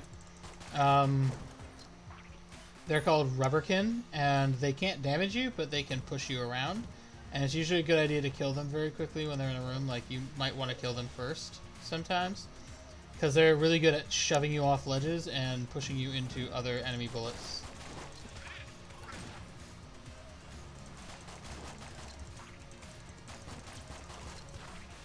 Whew. Dodge master. Woo! Black chest! Hell yeah! Here's hoping that's either the ammo stone or the... Do we have... Why do we not... Oh, it's probably because I haven't physically gone to the oubliette yet. That'd be my guess.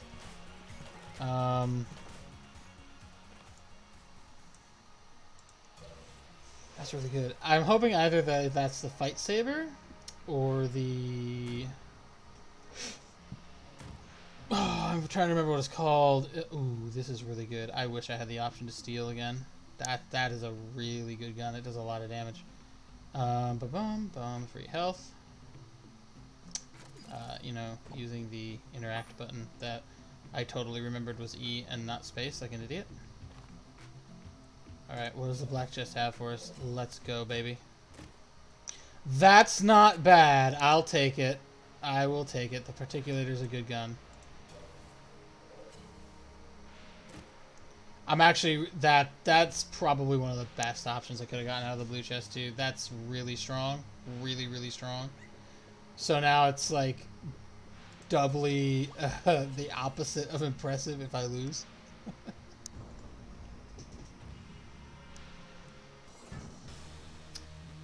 And of course we're doing this again. How do I... There we go. One of the advantages this particular gun has on this arena is that I can start shooting him immediately. I don't have to wait for him to break stuff. And this gun basically has unlimited range, so I can just run around and dodge his bullets, and that... No! No! Why are you right next to me? Go away!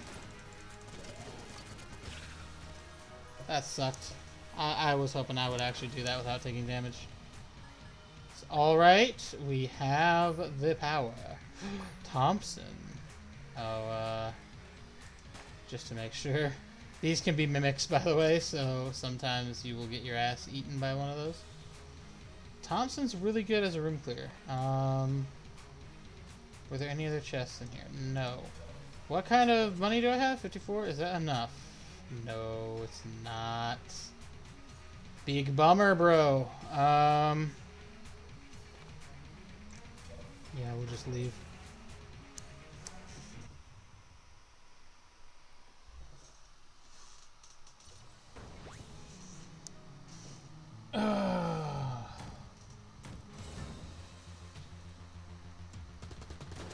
That's why it's a good room clear weapon.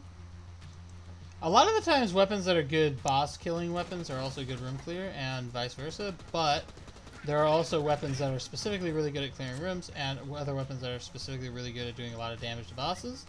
Weapons that can do a lot of damage in one shot tend to be better for damaging bosses, whereas weapons that do a lot of shots tend to be better for clearing rooms. Okay. Luck be a lady.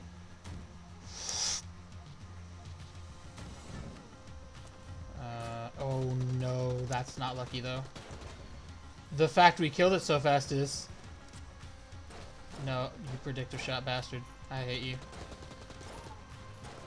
Get the fuck out of my game.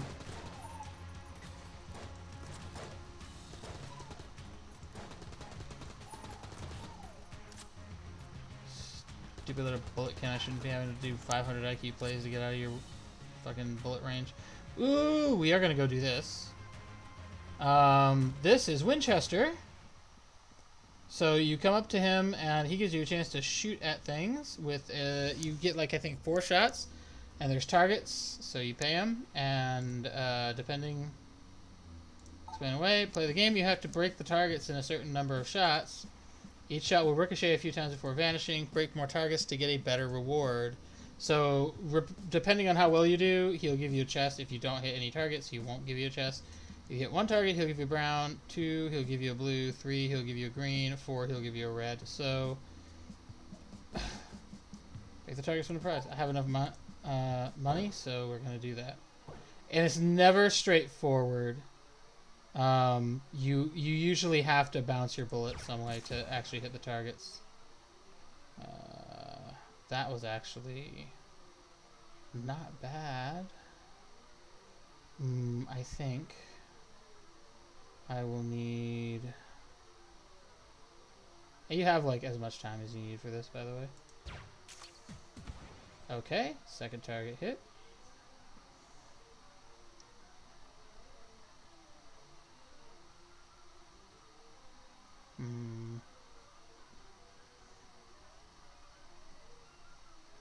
So I want to hit that middle target. I probably have to shoot.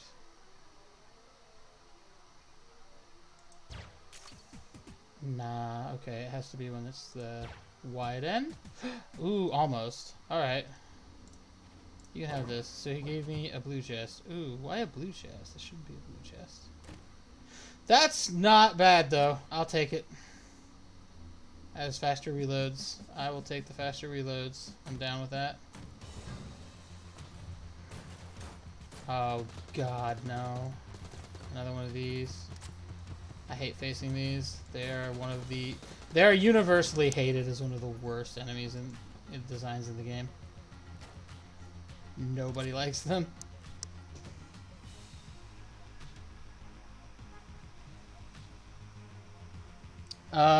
Winchester's chat box was cut out?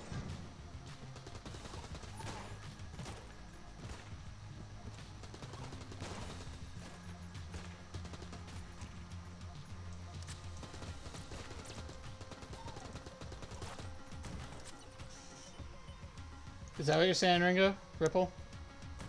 Winchester's chat box was cut? His like comic line thing? Word bubble?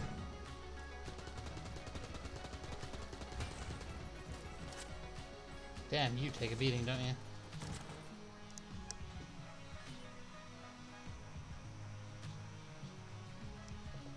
Okay, I don't know why that happened, because he was pretty clear on my screen. I would think that you're seeing the full screen that I'm seeing.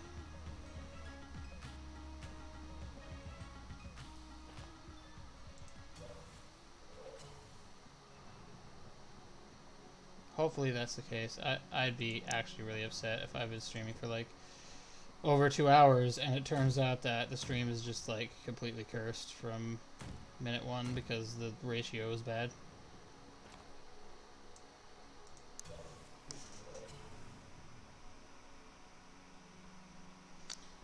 So that's the thing. So like the game capture just straight up captures this program, like whatever this is. Even if I tab out, you will only see this program. You won't see my screen.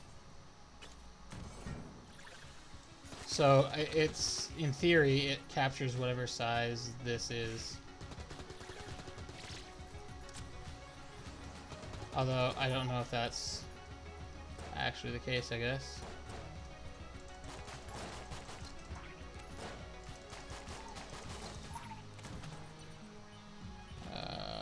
We'll move to this. I'm probably not beating whatever boss is on this floor unless it's the Gorgon. That's the only one I'd have a hope of beating with 1 heart. Oh, I'm missing those. I'm missing these shots. If it's the Beholster, I could probably hold out for a little while, but I won't win, I don't think.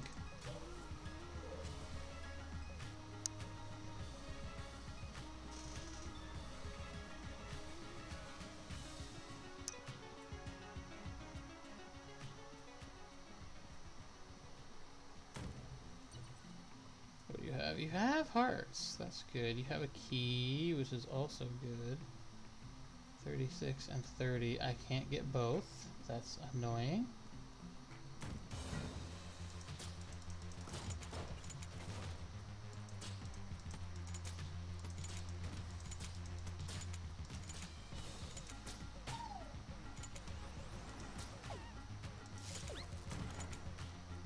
Alright. Give me more. I need... Oh, fuck you.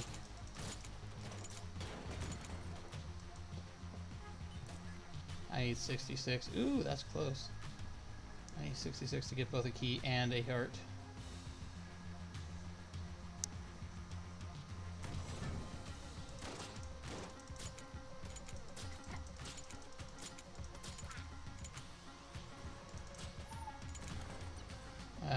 I get no money from that room. Whatever. Douches.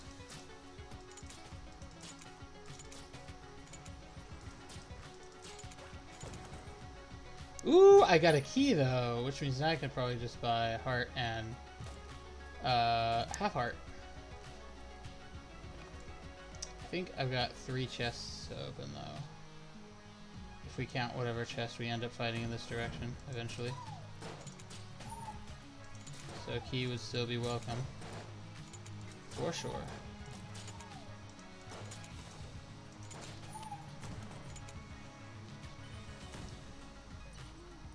Brown chest, lame.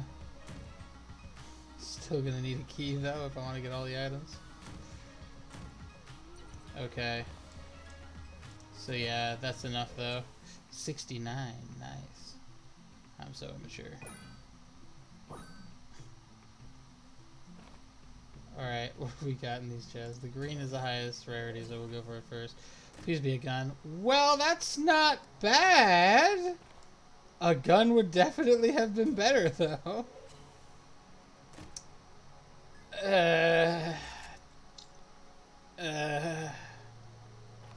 There's a synergy with that pistol. That's really good. I could hope, maybe, just possibly, that the item I need for that synergy is in here. No, it's not, but that's a way better gun. What does that do? That's a way better gun, though. I could probably beat the beholster with this. I say probably because there's still a chance that I'm just a doofus and get hit 5 times. Well, it's the beholster, so here's hoping that I'm not right about that. Because his beam is going to be a bitch.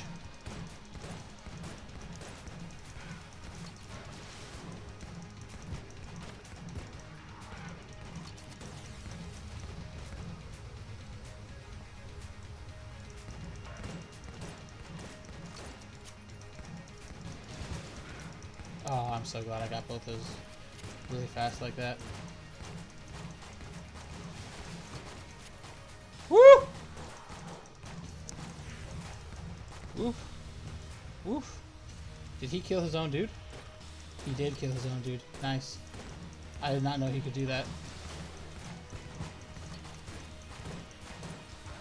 Okay.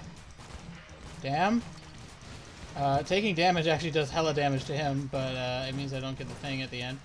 Fuck! I really need to, like, aim.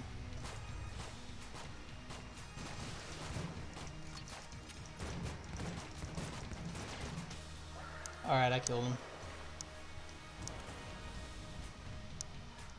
You also unlock different items for beating each boss without taking damage. So like we got the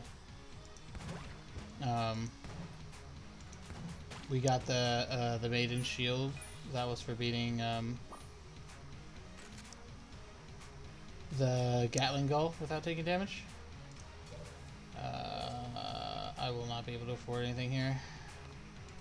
No more chests to worry about though.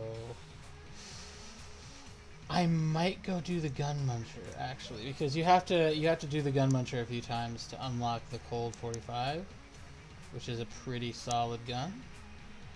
So I might just do that. Because the trank gun is it's alright, I guess.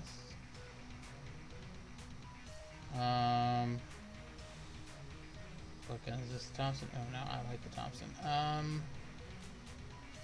I'll give him the trank gun. There are 2 empty slots in the Muncher. Feed the gun. Yeah, go ahead. Muncher looks like he could use another gun. We'll give him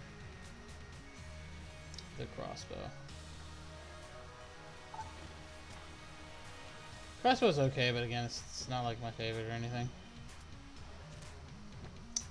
I would have rather kept the crossbow. I need it for the Yamanomicon though. It's okay. It's I forgot I had this. Actually, I would have won that battle way faster with this. It's fine. It's fine. It's fine.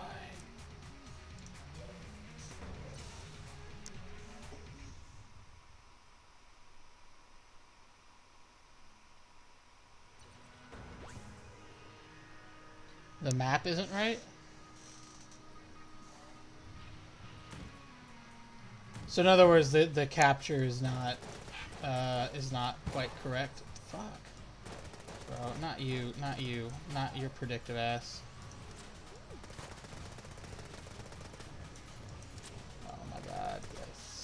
Kohler needs to die. Get rid of you. This gun is okay. It's definitely for room clear is okay. It's not the Thompson though.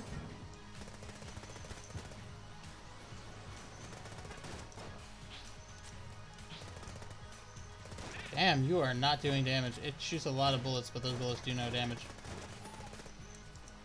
Unlike the Thompson.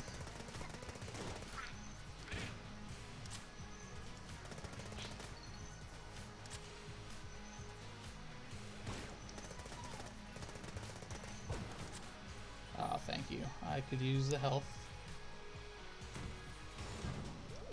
That might be an issue specifically with Gungeon, though.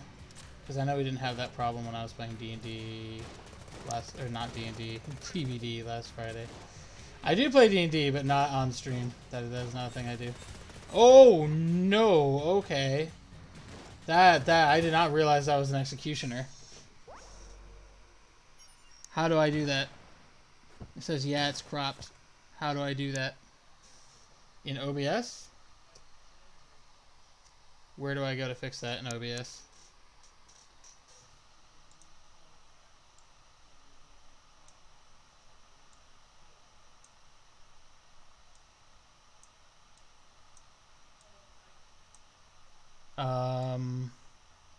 I actually am noticing that. Click on display. Where...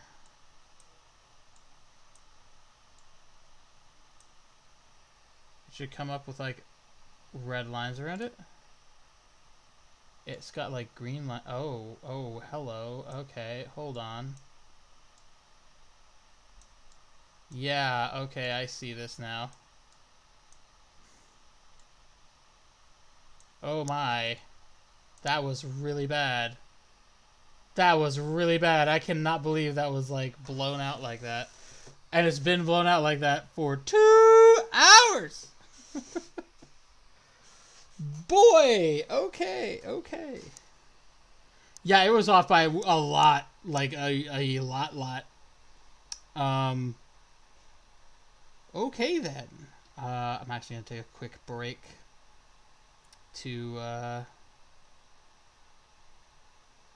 order me some food real quick because I'm getting hungry. And then I'll go right back to it.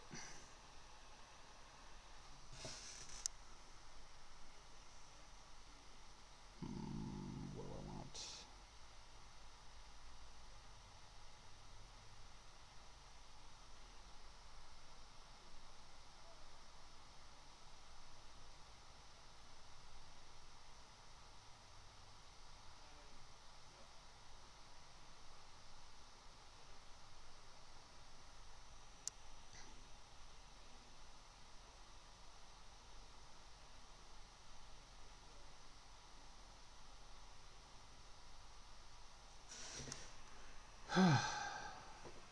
Taking a break to cry about bad quality stream.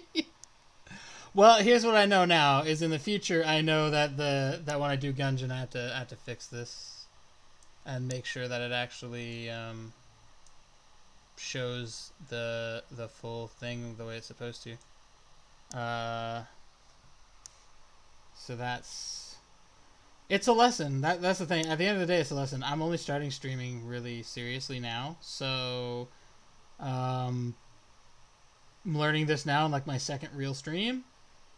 I mean, I did the Pokemon streams a while back. I do want to do that again, the randomized Nuzlocke. I probably want to start that over. But yeah.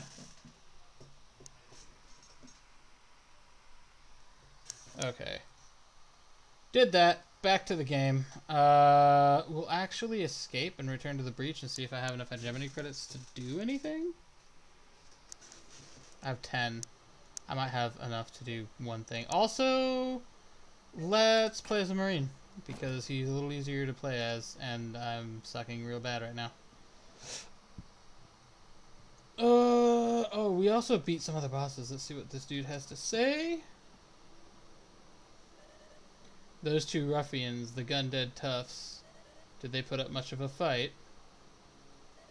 Ah, so you bested the Great Eye. Don't get too hopeful, though. There are more and worse monsters yet below. They really are. The Vexing Merchant. A petulant child. Protected by a giant with a heart of lead. I didn't know he had lines regarding the NPCs. Seems fitting for this place. Which is like, oh, you're going to be the lore man, but you don't know that. You should probably know that. Yeah, I probably should, but that's fine. I've been concentrating my search on Heart Lunchbox is good. Box? Box is okay. Mailbox is okay. Flash rate is okay. Hot lead is good. Heart locket. We'll do that and in the mailbox to start. And then we go to the Ammonomicon and get those pop up. Blink, blink, we're good.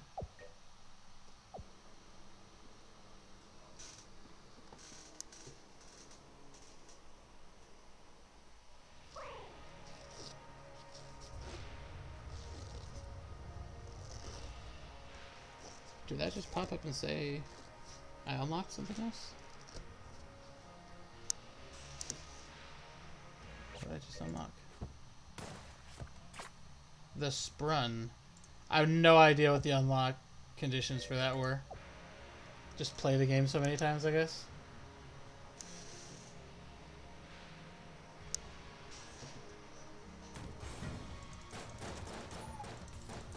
Yeah, see, he's way more reliable to hit.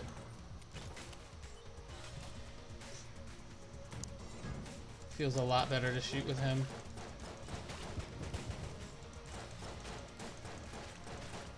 Oh, that's so much better. I like the accuracy. Yeah, I'm probably just gonna play as a Marine for a while.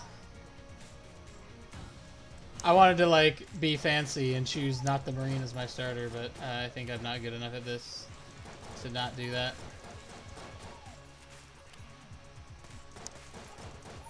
Because everybody picks the Marine first because he's easy mode. That's the reality of it. He is easy mode because he's super accurate. You know you're gonna get your hits with him.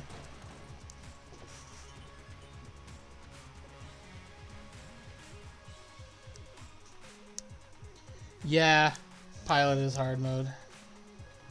Pilot is really hard mode. Actually, no, pilot's hard mode, and then you have challenge mode, which is like super hard mode. And then if you play pilot and play him in challenge mode. Oh, Daisuke can go suck my nards.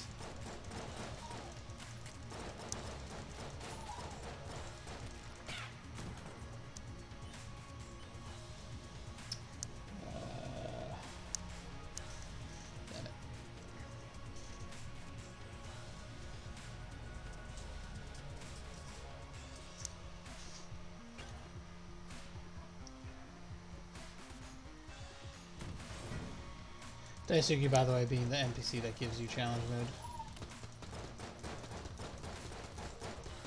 Oh, come on. I did it again. I hit tab or control or whatever instead of hitting the right click. Oh, also the Marine starts with a thing of armor. That's another reason why he's easy mode.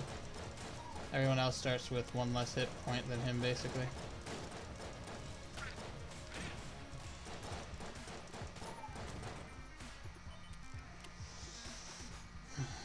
After this run, I'm gonna have to use the restroom, so.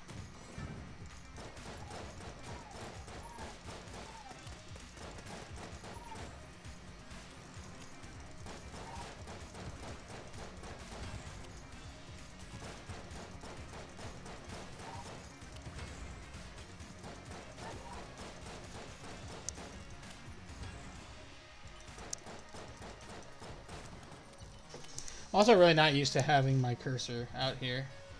That's not really a thing you have on console. You just kind of point in a direction and shoot. Okay. I just moonwalk out of here.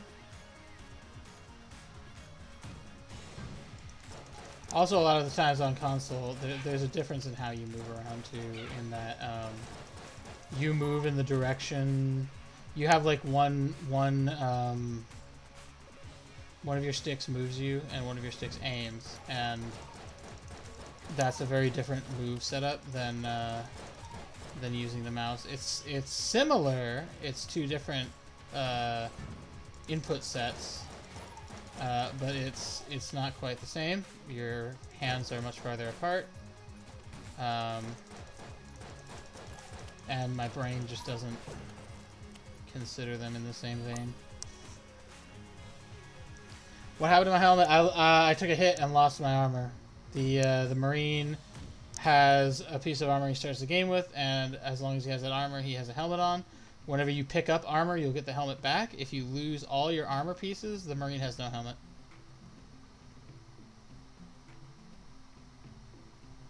That's another reason why he's easy mode, is because you also have a visual indicator to see like where you're at, so you know before even looking up at your HP. You already have some basic info about it.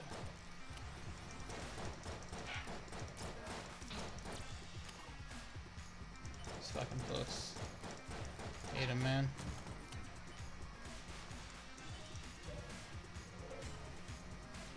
Alright. By the way, his whole thing is he's a Doom ripoff. So the Hunter is, by the way, the Hunter's, when you get to her past, you find out that she's inspired by Indiana Jones. And yes, the Hunter is a she, and she is still called the Hunter and not the Huntress. I don't know why. I would chalk that up to just differences in the world, but yeah. I did, when I was doing research, I actually found out the Marine and the pilot are always referred to as he, and the Huntress is always referred to, or the Hunter is always referred to as she. I keep messing it up with Huntress because Huntress is a killer in DBD, and I play DBD a lot.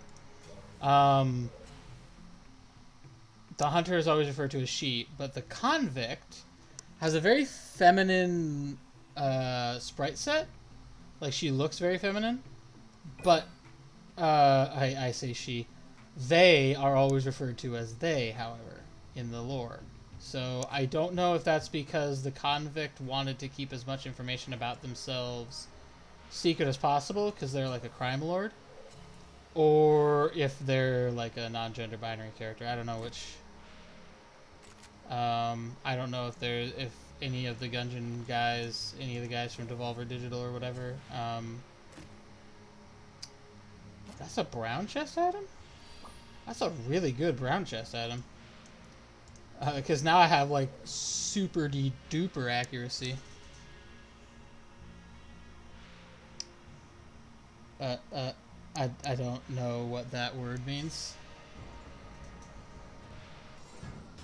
Okay, what are we finding? Trigger twins! Oh, I can double hit them with this gun. I'm probably not gonna, but I could. I can hit both of them with a single shot with this gun.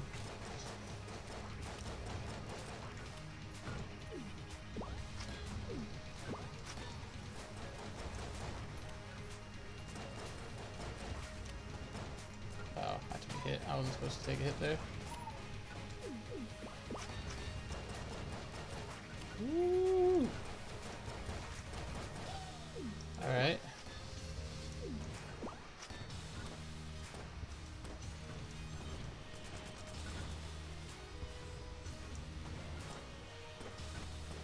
Damn it.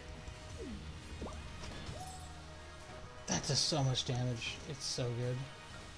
Woo! And a sniper rifle. So we're going to get right back to the 360 yes scope synergy, which will be another excellent boss layer. Wee! Bam!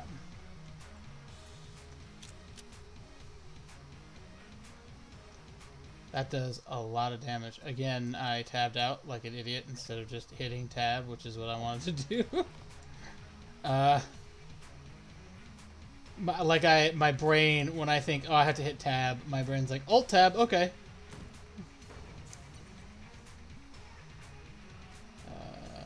Yeah, we're not going to the oubliette because we don't have keys. I'd rather not worry about keys, if I'm being honest, until I'm way... Oh, the convict is gender fluid? Is he? Is they? I don't know.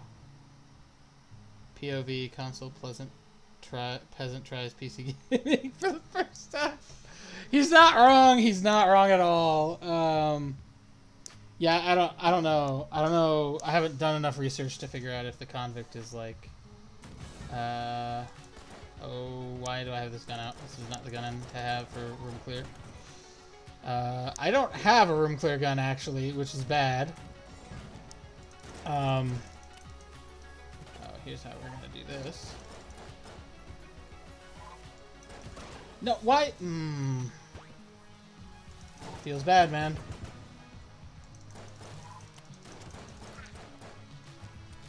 I'm not having a good time right now. Yeah, die, bitch. Oh, jeez.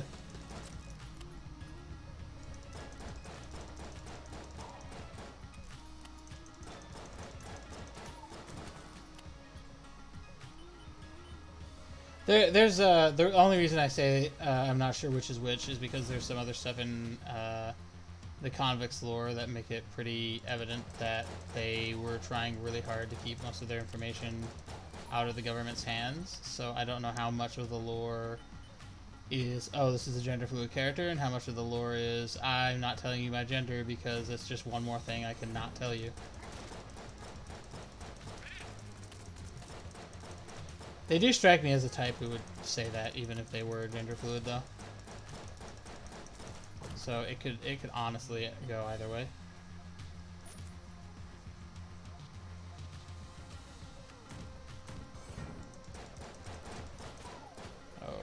Oh yeah. See, that's what I was talking about before. These guys can just push you off edges and stuff. That one tried to right there.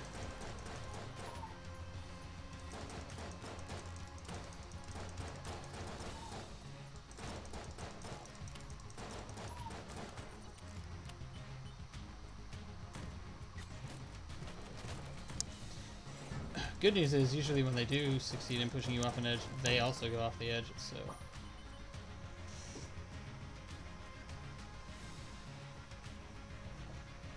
Yeah, so, like, I'm in the same boat. I imagine there's more information, because there's actually... So her story is told in 2 Ammonomicon entries so far that I found, and that's the one for Black Stash and the one for the gun she starts with.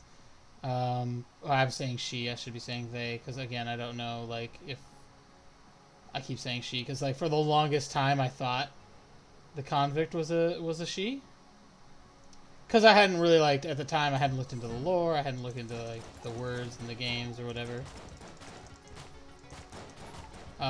So I only recently discovered that they're always referred to as they. So in their lore, basically, they ran like a criminal organization of some kind. We don't know what the nature of that organization was, but we know that it was run out of a nightclub called Confession, and that there was the government is called the Hegemony of Man, which is based off of the Imperium of Man from Warhammer 40k. That name is. So the Hegemony had an operative in the area that I guess was some kind of police or investigator operative of some sort. And that operative made a deal with the convict to not to turn a blind eye, basically, in exchange for bribe money. And then he betrayed her. He betrayed them. And the other reason I always thought that convict was a she is because before being called the convict, in their past, they were known as Laser Lily, which is a very feminine name. But like I said, it's also possible that it's just that the character, as a character, didn't want to give anyone any more information than absolutely necessary because of their criminal background. so they just don't tell anybody what their gender is. And it's not about a political statement on their part.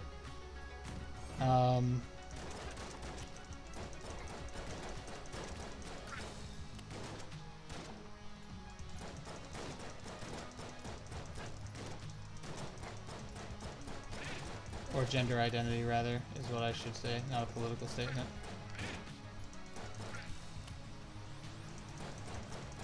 But yeah, so, I don't know which is which. So anyway, Blackstash manages to,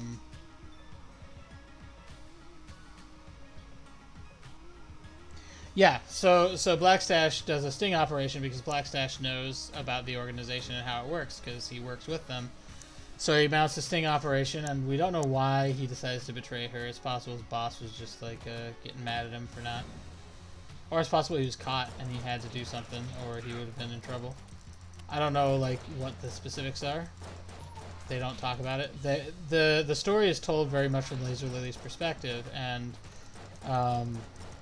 from her perspective, or from their perspective, he's just a coward and a traitor. Oh, I'm over here hitting the wrong mouse button to shoot. So he amounts a sting operation, succeeds in his sting operation, catches her unawares, and then catches them unawares, and then brings them to the magistrate.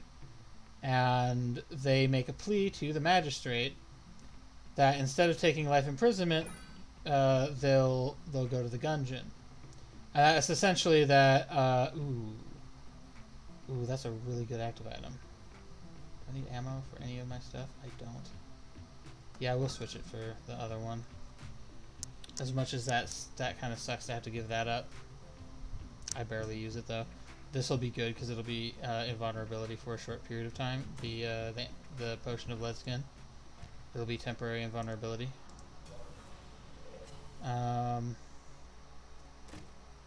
Ooh, the teapot's not bad, but the serious cannon or the yes scope will be better. But yeah, that's it is a she. Where? Oh, so it says that in like actual Gungeon stuff that it's a she.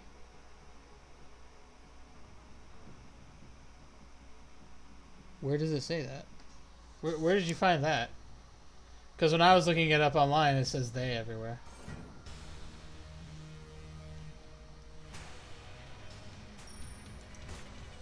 See how much damage that did?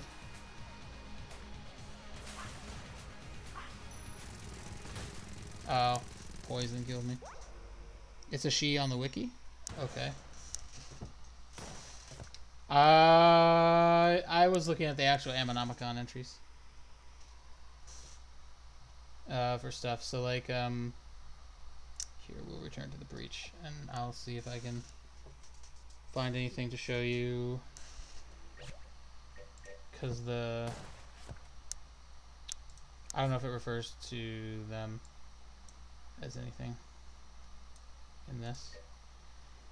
Does not reveal secret walls brought to the Gungeon by an infamous fugitive. Provided by the Hegemony's regional magistrate, the convict won their plea, their plea, to face the Gungeon in lieu of life imprisonment, undo their crimes, or face an eternity in the Gungeon with no cost to the state. It was an acceptable agreement. Cheaply made and prone to jams, the budget revolver is used by only the most desperate Gungeoneers. So also when you go into Blackstash's entry, which I won't get until I do their past, it also always refers to the convict as them, they, or their. It never uses he or she. That's why I was saying, like, I only bring it up because since I've been researching the lore, that's a thing I've noticed. I'm not trying to be like political or whatever with that. I'm just mentioning it because in Blackstash's entry, as well as I think actually, let me find the infuriating note. That might give us a little more context because that's another starter item for the convict.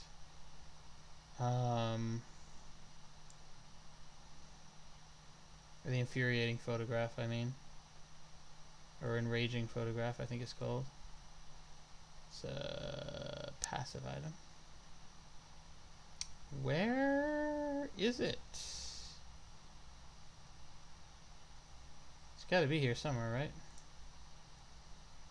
There's the friendship cookie, which is a starter item for the cultist. This is the Molotov, which is a starter item for the oh, well, actually right here it says her. Molotov cocktails aren't guns, so they are thrown upon long-dwelling Gungeoneers. They are frowned upon by long-dwelling Gungeoneers. They get the job done regardless. Knowing that Hegemony wouldn't let her bring her own weaponry to the Gungeon, the convict smuggled these few bottles in with the transport's cargo. So yeah, I guess the convict is a she.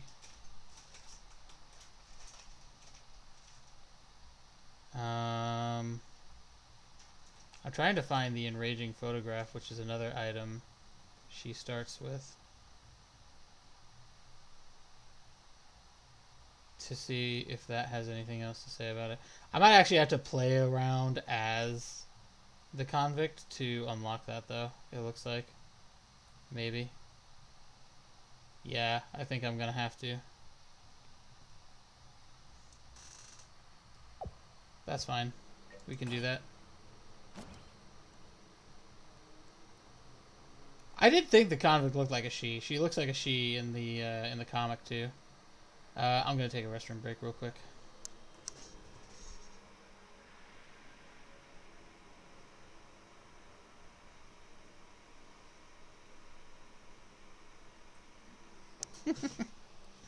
I wasn't trying to argue with you, man. I was just noticing that in Black Stash's entry and the budget revolver entry that it doesn't actually really say she anywhere. But I hadn't gotten to those other entries yet, so.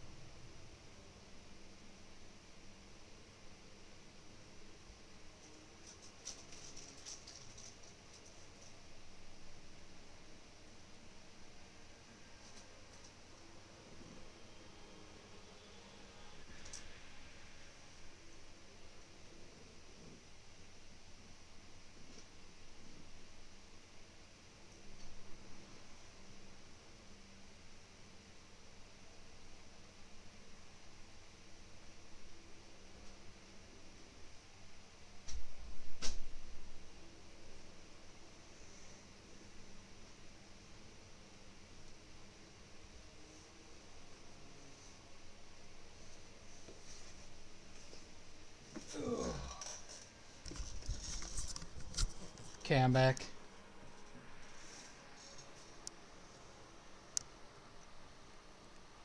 I'll play around as the convict to see if we can... Actually, if I know that, then I might play around as the pilot too, as awful as he is, just because I want to get those items unlocked. Like, you can see her gun doesn't... It's not as bad as the pilot's. I don't know if you've ever played this game. The pilot is, like, notorious for having the worst starter gun. In fact, the pilot is the reason. If you play as a pilot, you pretty much never want to take your starter gun into the boss fight for the first floor. You always want to open the chests and get anything else, because anything else is better than the rogue special.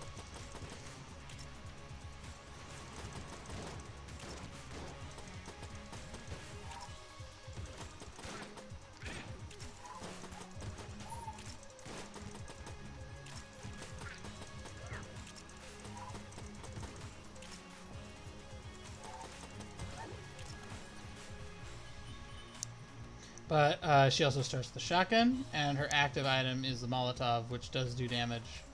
It does damage over time.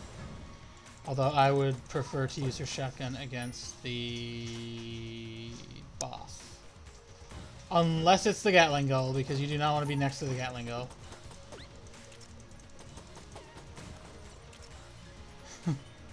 If it's the Bullet King, it's okay. As long as you know his patterns reasonably well, you can get away with it. If it's the Trigger Twins, it's fine, as long as you're only ever up in the face of one Trigger Twin at a time. If it's the Gull, then no, you don't want to be in the Gull's face, ever. You want to have as much distance on him as you can.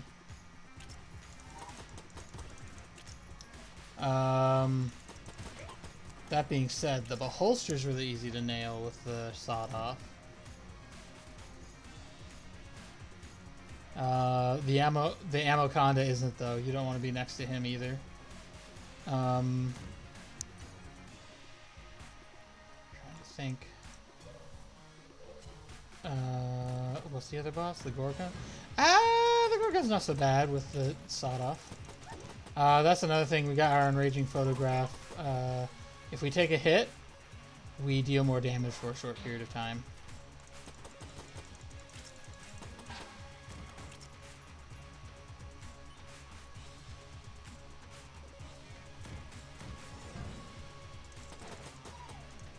The Enraging Photograph is a photo of Blackstash, by the way.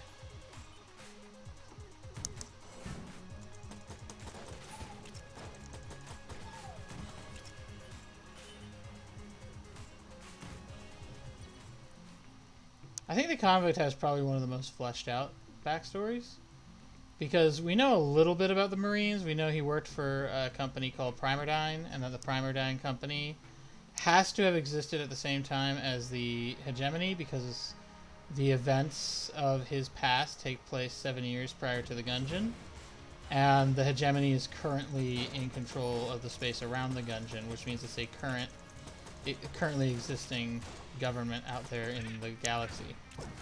But we also know that Primerdyne has its own soldier corps separate from the soldier corps of the Hegemony. So my guess is they probably have defense contracts with the Hegemony. But the whole background, Cyberdyne is just an analog for the UAC in Doom. Which is the guys that the company Samuel Hayden runs. And if you play the new Doom games and you don't know what the UAC is, the United Aerospace Corporation, that is the company run by the guy who says you can't just blow a hole into the surface of Mars. Ooh, the bullet. That's not a bad gun. It's a gun. It's not a great gun, but it's not a bad gun. That is probably better than... Sadly, that's probably better for fighting the bosses right now. Oof. And I could probably get another key from you. How much is the ammo belt? Yeah, I'm taking that. Absolutely taking that. Ammo belt is great. Another key and Table Tech Rage. Table Tech Rage is actually useful. So when you flip a table, you will get a damage buff for a little time. And if we get the Gatling Gull, there are certain versions of his arena where we get tables. The Beholster can also have a room with tables in it. But of course we get the King, so we're not going to have that option right off the bat.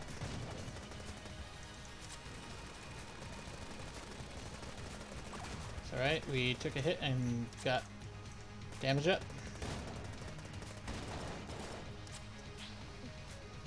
You know what? That's infuriating to me. Is I still don't have like the panic reaction to hit Q for the that, which is really annoying because I know I'm starting to get the reaction down for the dodge. Oh no, fuck you. That is terrible. To trap me by the wall when you do that move.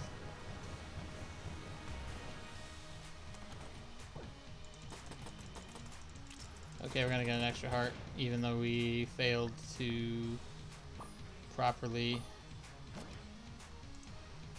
deal with him. Die. I don't remember what the Bullet King or the Trigger Twins give you. Oh no, I remember what the Trigger Twins give you if you get a perfect on them. You get the sunglasses that Shades has, blah, blah, blah. Or you get Shades revolver, one or the other. Is there anything worth getting in here? There's armor. Maybe? Actually, I won't spend any more. Then we'll go to the second floor and we'll see if we can get enough to get the prime primer. Not that we'll get to the forge. Not that I think we'll actually make it to the forge to use the prime primer, but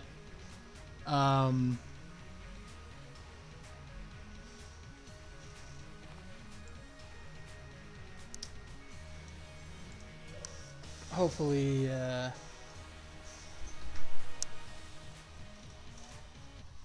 we at least get the Ammonomicon entry for it. Oh, Tinker! I completely spaced about him because I haven't played this from the, yo, where's my, there we go. Alright, Tinker, my dude. Greetings. What can I do for you? Who are you? Just a traveling tinker. Got stuck here a while back. I thought I might fix these elevators to kill some time.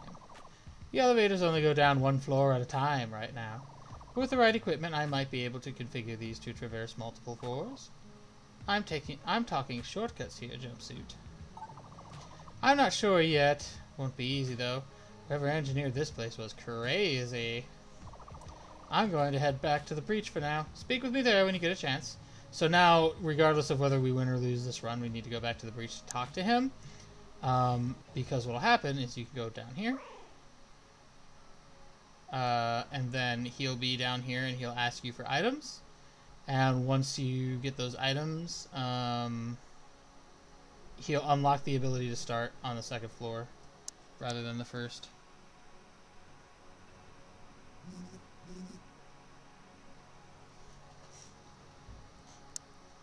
Which, nope. Just nope. Starting on the second floor is not actually advised. It's better to just start from the beginning. But the important part about going through his quest is that you unlock boss rush mode, which is a reasonable thing to want to unlock.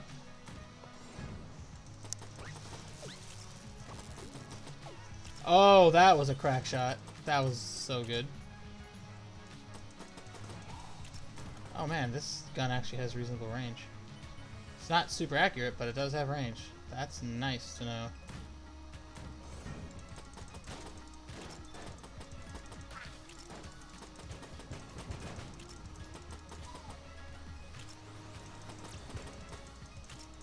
No, no, no, no. Not the spear-at. Specifically not the spear-at. We want to kill that right off the bat, fast as we can. I hate spear-ats. I hate their little tracking BS. I don't hardly ever use the Molotov, by the way, but I think you get the Molotov cannon, actually, now that I'm thinking about it, from beating the king without taking a hit, which is an awful reward. Because, like, the Molotov, it's just the Molotov cocktail, but, you know, in gun form.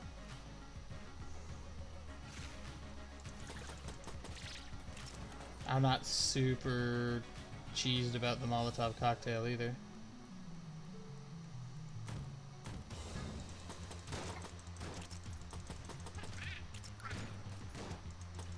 I feel like I'm doing better with the Convict than I did with the Marine.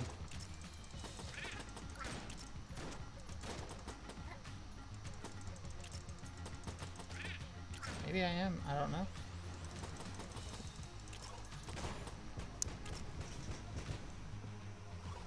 I would love to do a rainbow run, but I have to unlock those. I have to find Bowler as a NPC in the locked in a cage, and he only shows up in some of the later floors. I don't think he can show up in the early floors like this one.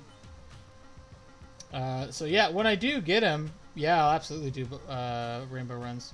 Rainbow runs are super fun, and they give you really strong items. Ooh, there is a cage here, though. Who do I get to unlock if I win?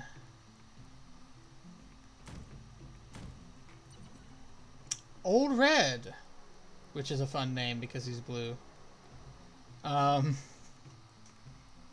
He is an aged bullet who believes that you are also a bullet. One of his fellow bullet kin. He is sadly mistaken about that. Oh my god, that was way too many damage. That's way too many damage for one room.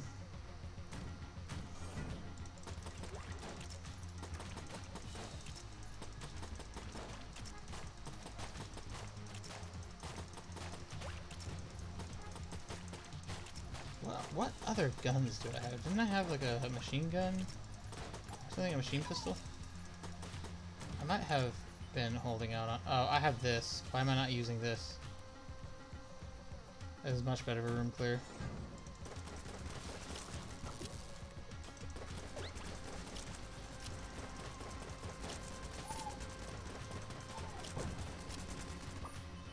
Yeah, there we go.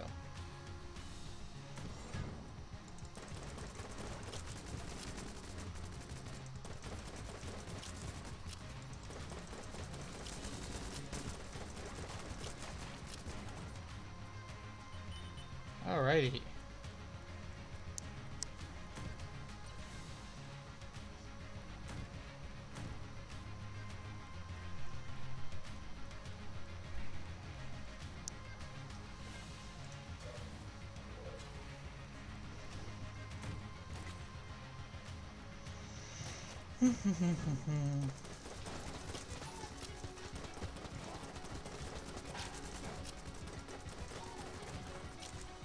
See, the thing that the convict does have going for her is that she has a...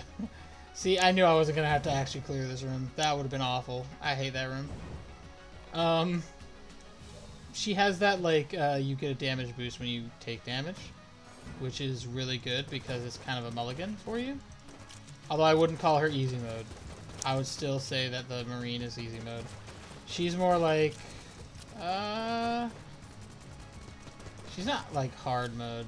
She's not easy mode either, I guess. She'd just be normal, but I'd also argue the Huntress is normal. Yay, we got ourselves a key. Let's go get Old Red.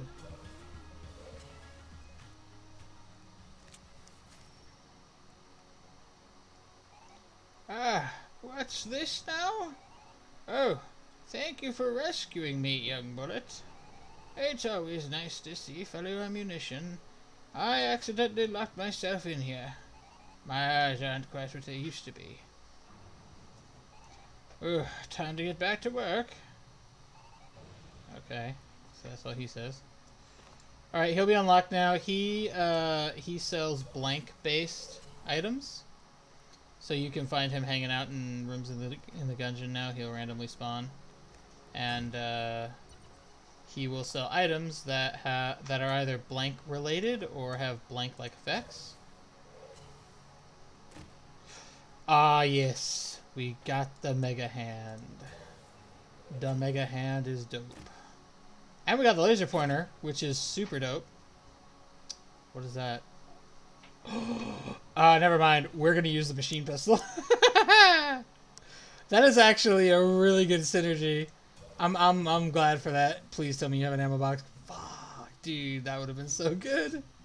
We can get this though. We can get this though. That's important. So we'll have that. This is not going to last the whole boss fight. I will just use it up.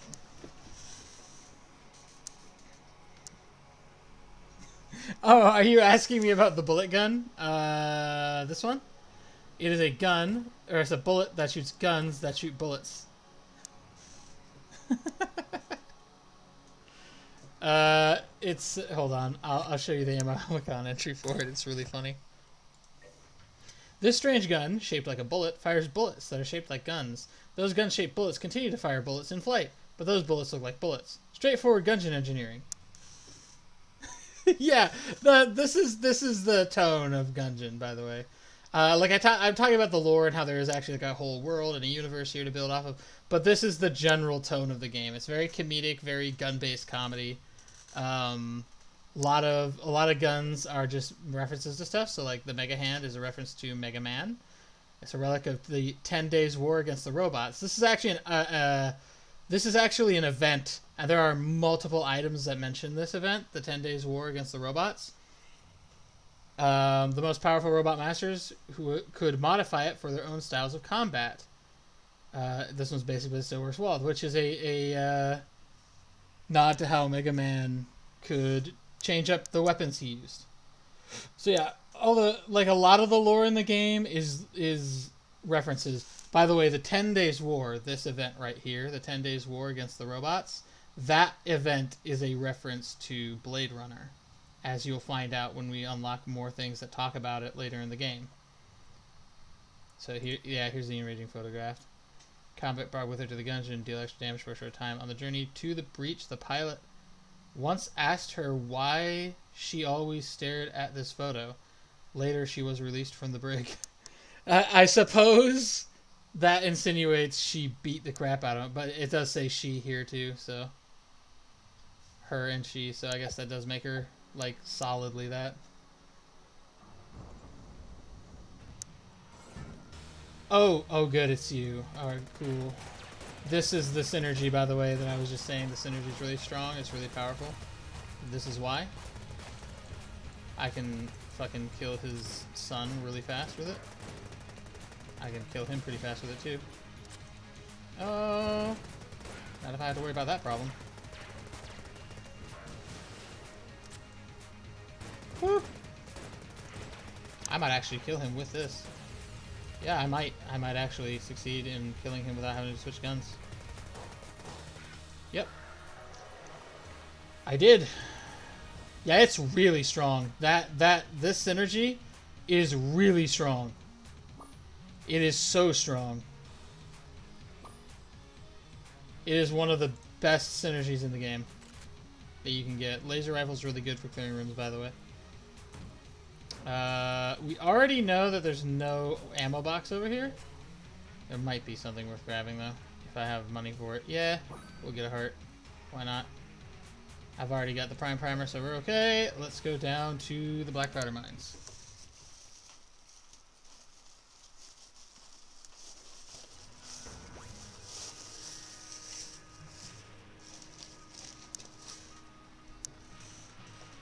Alright.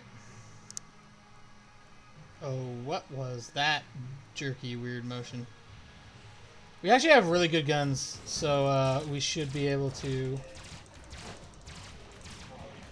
Yeah.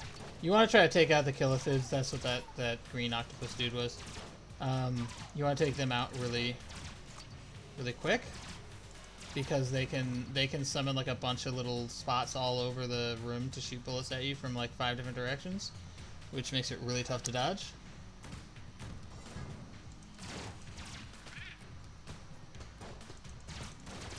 I know the last time I was in the mines I got a kill with it and I killed it immediately too.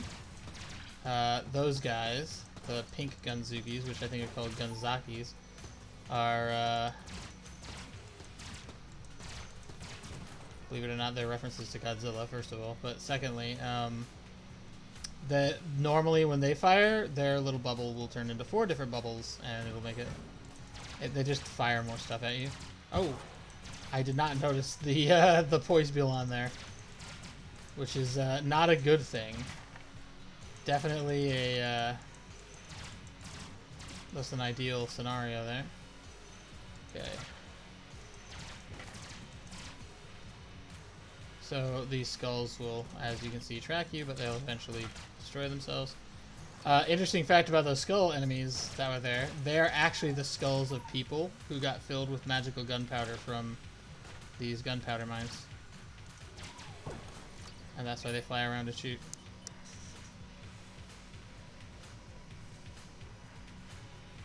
That's a reference to Windman.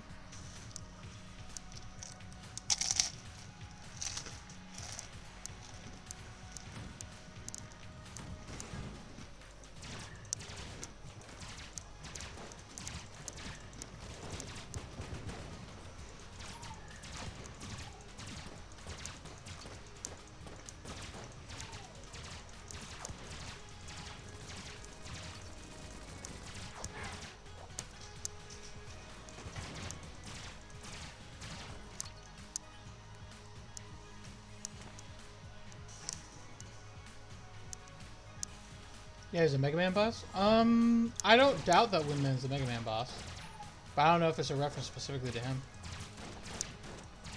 or is the P in the thing a reference to him? I thought that was a reference to like the power kegs or whatever that he has in that game, like the E-liter tanks or the E tanks.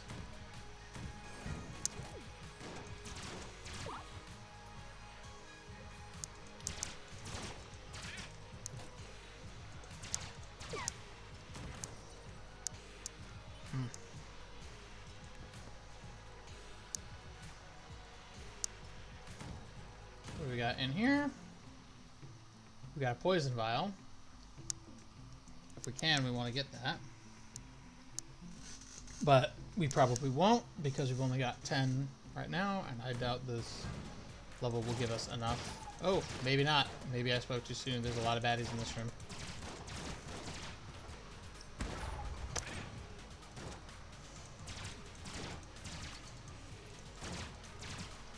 Okay, I need to stop. I need to try to remember not to aim like next to my character and actually put my cursor out on enemies. You can break these, by the way. I probably shouldn't have because I should have looked at my map and seen that I don't need to. But if you ever need to get through an area like that, you can just break those. They will not permanently block your way.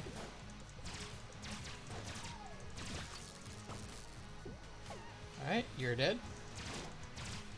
We'll shoot the guy who's not poisoned first, because the poisoned guy will take less shots. And can die on his own, potentially. So yeah, I don't know if the convict is actually a reference to anyone. There's some kind of general, like, film noir, crime film references in her backstory, like the nightclub, for example, and giving it a really obvious name.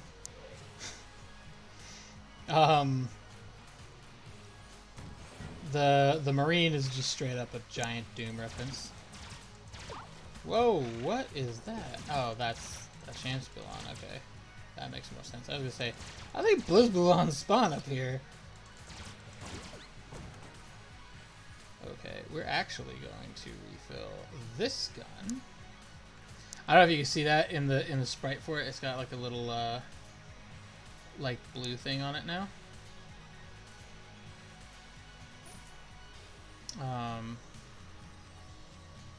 That's because of the synergy. Again, the synergy is super strong. So for now, I'll keep using this for room clear because it's not bad and it's not like it's not making life more difficult for me at all. So no reason to get rid of it.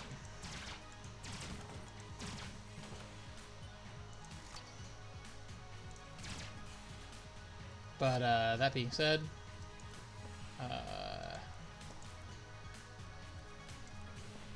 the pistol machine, or the pistol machine is better. The machine pistol with the pistol machine synergy is better. Oh, this room. This is why I wanted the. By the way, this is why I wanted the wax wings before. Makes that room a lot easier. But if we're smart, we will get to pick up the arcane gunpowder, which is a piece of the bullet that can kill the past.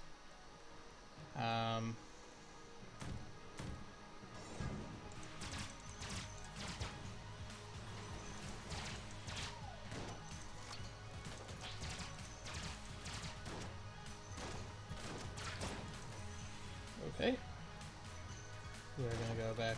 Oh, actually, I might just use this for a minute. It's decent.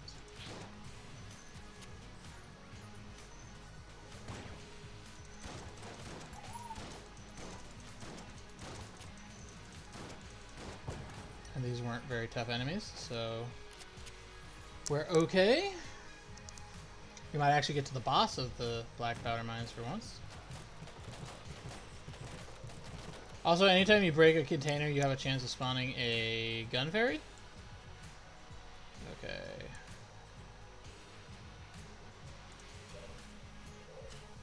I'm gonna be so mad if I have to go through that mini boss room to get to the boss room. I don't. I'm dumb and I didn't look at the map. I am just gonna skip the mini boss. Screw that noise. Oh, hell yes, baby. That's a longer range shotgun, and it can charm enemies and make them fight other people for me. Utility belt as well? Yes. That is a good haul right there.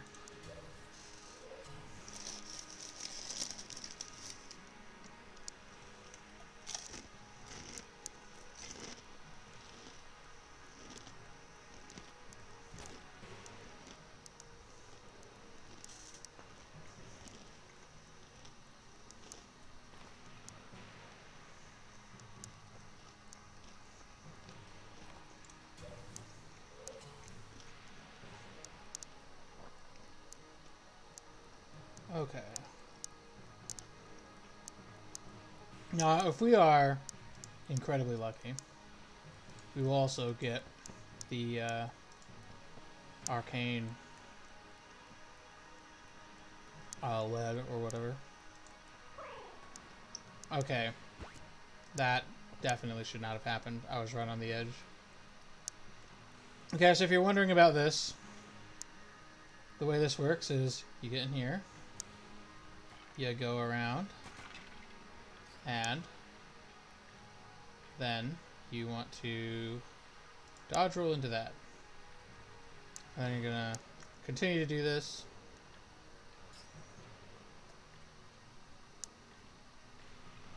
And you're gonna dodge roll into that. This is how you do it without like a flight-based thingy.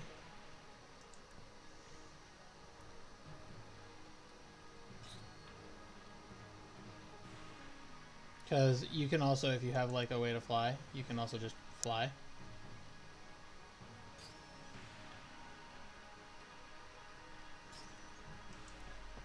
Then you just go pick this up.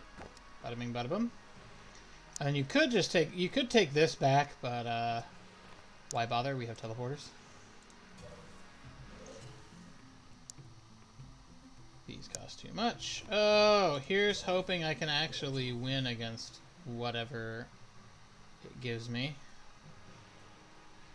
We'll take pistol machine in. Ooh, the cannonball rog.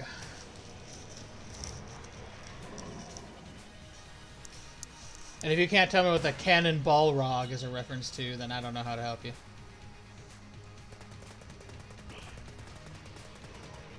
He is definitely a boss that requires a lot of these. But, fortunately, he doesn't have that big a health bar.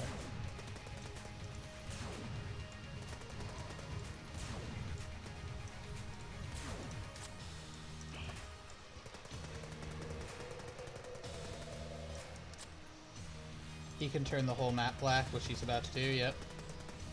This is a tougher part of his boss fight. Woo! Because he can do that.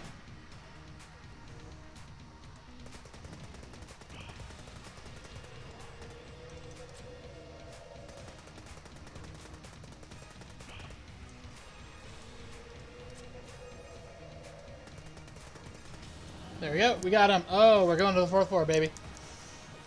I'm actually really, really happy about that. I'm not going to lie.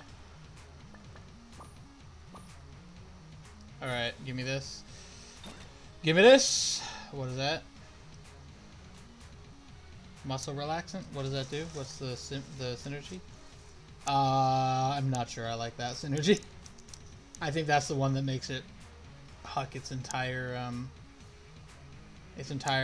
clip at you at once.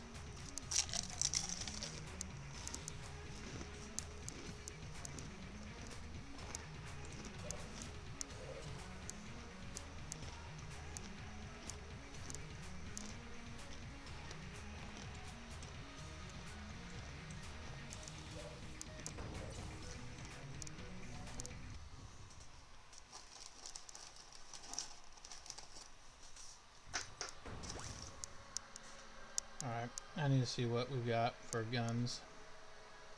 Alright, we'll use this for room clear.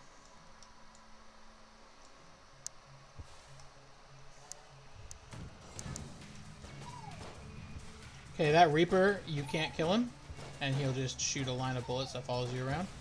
You can outrun it though, it's not that tough. Unless you're me and you're bad. Whoop! You have to juke it. And he will continue to do that until such time as you kill everyone in the room. Damn it.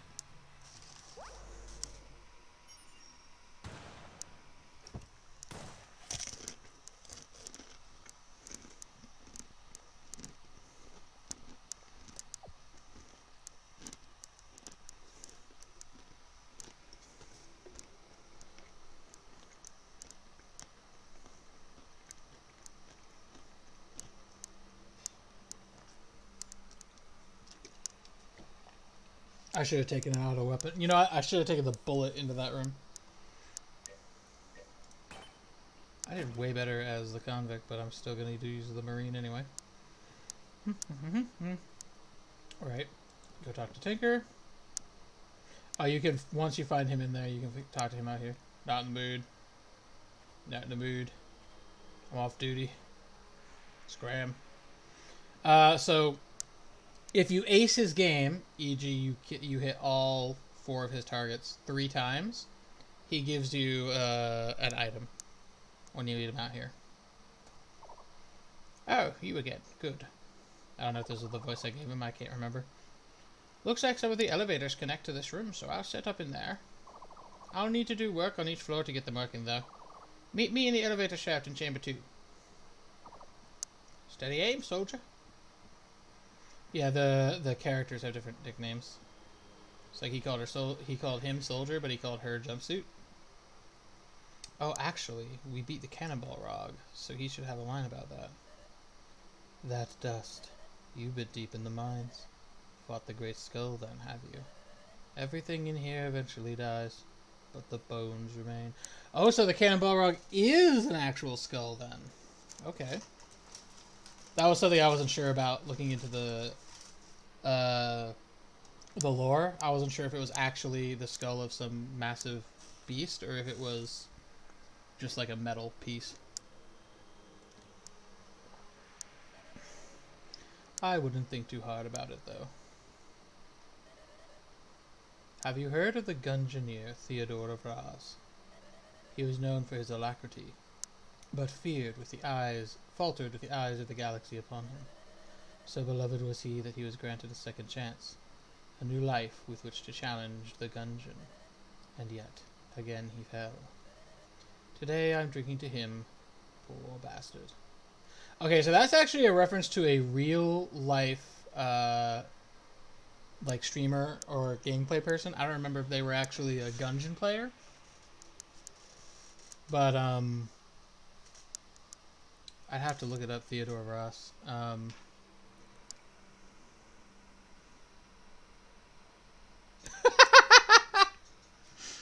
We got 40 more minutes, buddy. Sorry.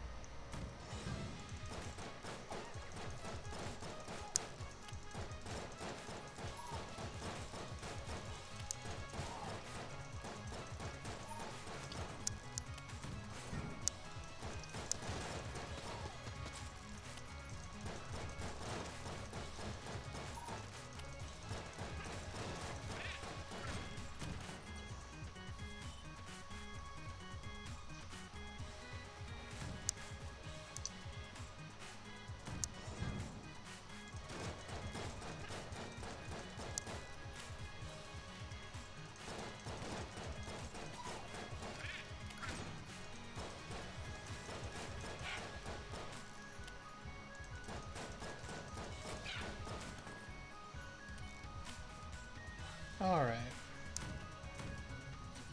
There's a lot of little things in the lore too. There's like a dude named like Ingyun or something. It's Ngyun or something like that. And all the guns that are like made of like bones and skulls and ripped up, like fucked up shit. Those are always, what's the word I'm looking for? Those are all attributed to him. And it also said there's something in this game called Curse. I don't know if you saw like the shadowy skull that popped up when I was when I stole things from Bellos' shop. That's called Curse.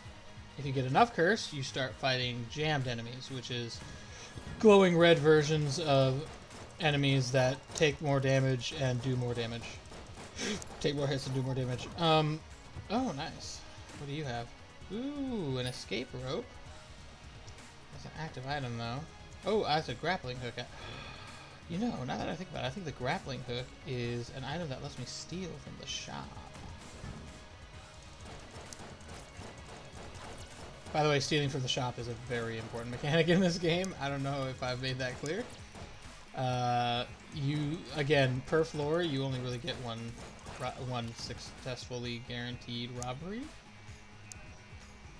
You can rob more than once. Every time you steal, you get a curse level. If you get to 10 curse level, you will be chased by an entity called the Lord of the Jammed, which is like that Reaper that that we fought in the 4th floor, but prettier, and shoots out like a different set of bullets.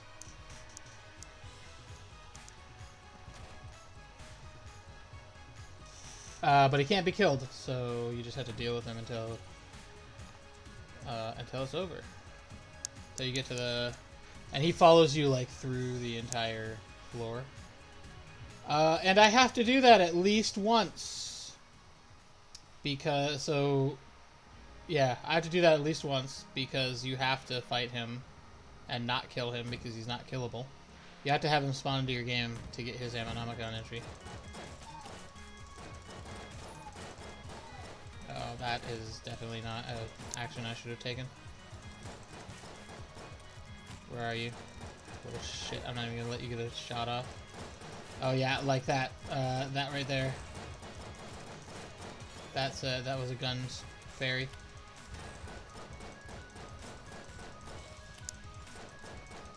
I mentioned that earlier, that sometimes if you break containers, you'll get a gun fairy.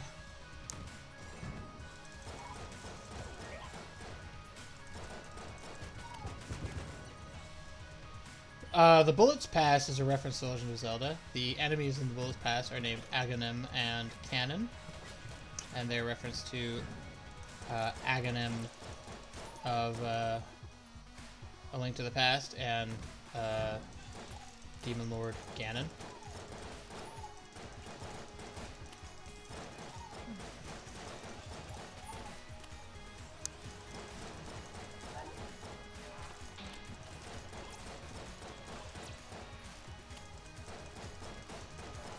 So what I'm trying to do right now, lore-wise, as far as like getting a video put together, is to try to figure out the timeline, which is difficult because you have certain events that have like actual timestamps.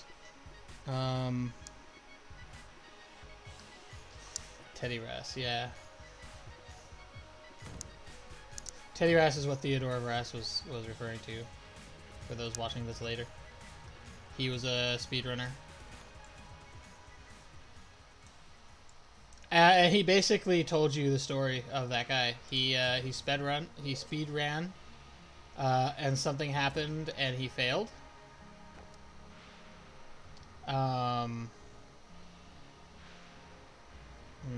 We'll keep this instead. And then he was liked so much that the devs were, or that the guys in charge of the speedrunning competition were like, you know what? Start over, go again. We're okay with it. And he did, and he failed again. The first time, I think there was an issue, like there was possibly a technical issue that got involved with it. Vulcan Raven. I did not know that. There's a lot of references in this game. The Last Human, which is the boss of the Robots Past, is a reference to Sarah Connor.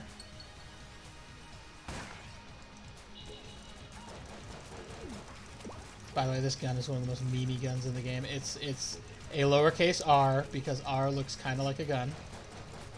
And oh shit. And it shoots letters. It has a ton of synergies too. So like, if you like, it normally just shoots the letters B-U-L-L-E-T, and it says bullet, bullet as it fires. But if you get like ghost bullets, for example, it'll shoot the word spooky instead. It'll say spooky, rah, ooh. We'll quick restart that.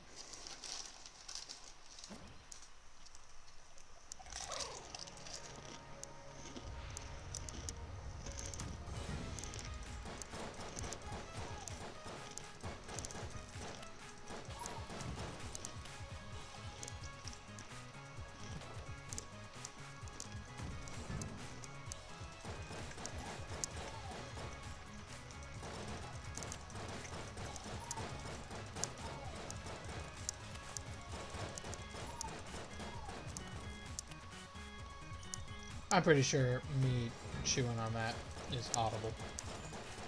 I don't know if it's bad, but I wish it wasn't audible. These guys, these dudes with the mace, if there's no one else in the room, they'll throw the edge of it at you as a ranged attack. And you have to be ready for that to dodge it.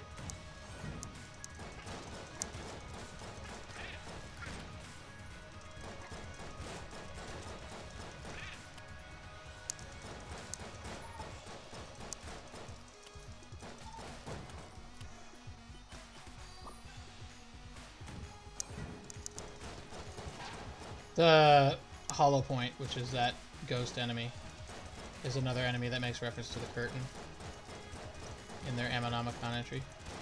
I think after this run, I'll do a quick overview of everything we've unlocked, and then I'll call the stream over after that.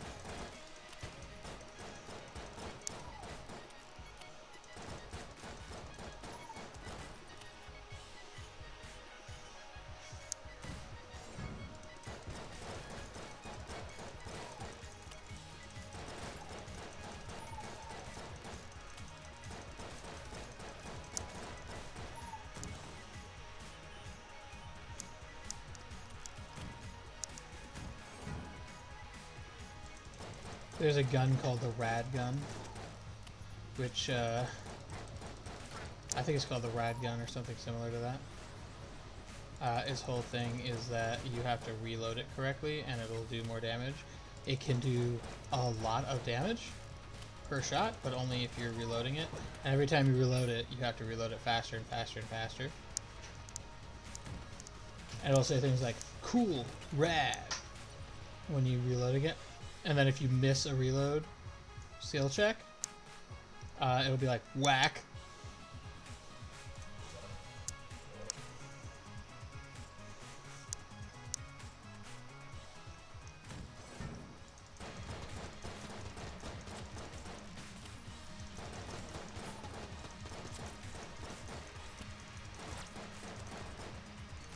Practically everything in this game is a reference, by the way. There's a gun called the Exotic, which is based, it's a reference to the Galahorn from Destiny, which has a synergy with a gun that was a, it's called the Icebreaker, which in this game is a shotgun, but there was a sniper rifle in Destiny called the Icebreaker, and you can get the synergy, you can get a synergy with the Icebreaker shotgun that turns the Icebreaker shotgun into the Destiny style Icebreaker sniper rifle.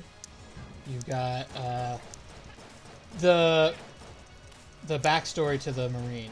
His enemy is called the Interdimensional Horror, which isn't directly a reference to Doom. All of the little monsters it summons, though, look exactly like imps from Doom.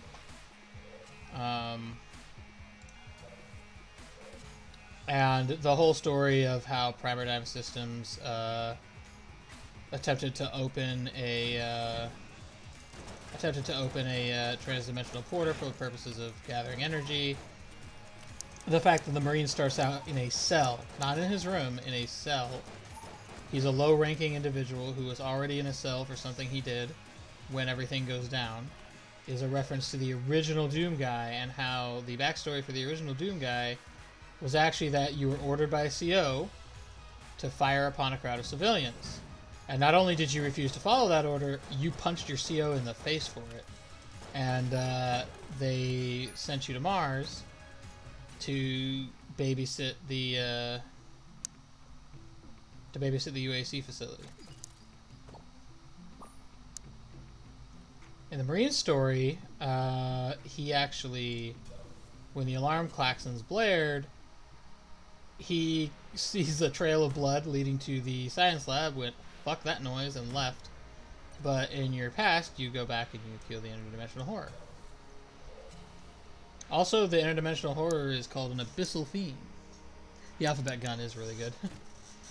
Which, and it's also called demonic, which I love because that's a nice little nod to D&D and how the abyss is where the demons live in D&D.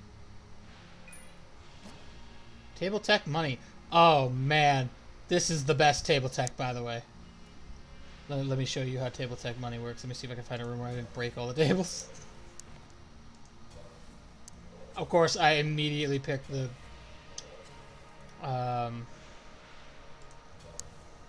here we go. That is not what I wanted to do. Bing! Money. My favorite enchantments are more money, and more money. They stack.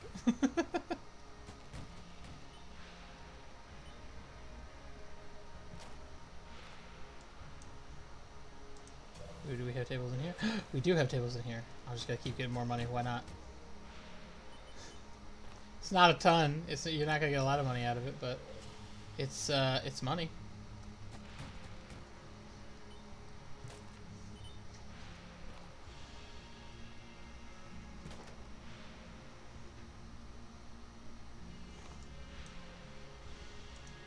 Let's go see if my 69 can get me anything.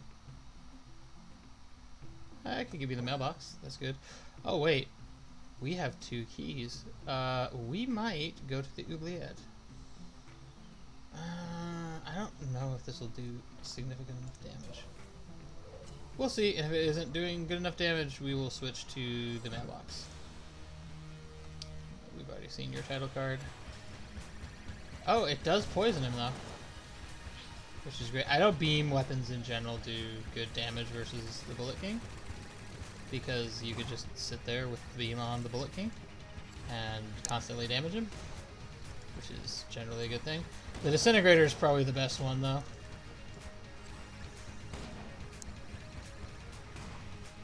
It's doing okay damage. It's not doing great damage though.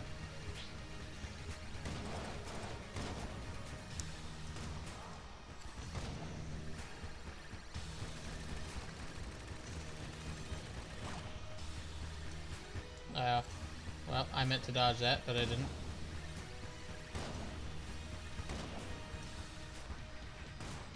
Oh, I don't have another one. I forgot I accidentally blanked already. Oh, he's dead.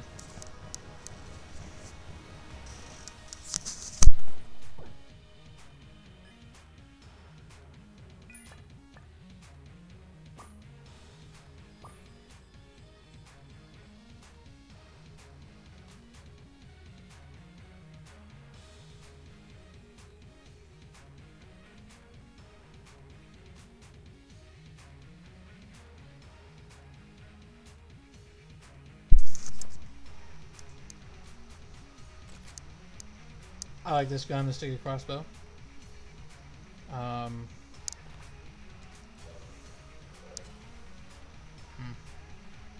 That's the escape rope. I can afford it, so I'll pick it up because I'm not gonna keep it though. Oh, okay, I have an Amicon entry. Let's see if we can get into the. Actually, hold on.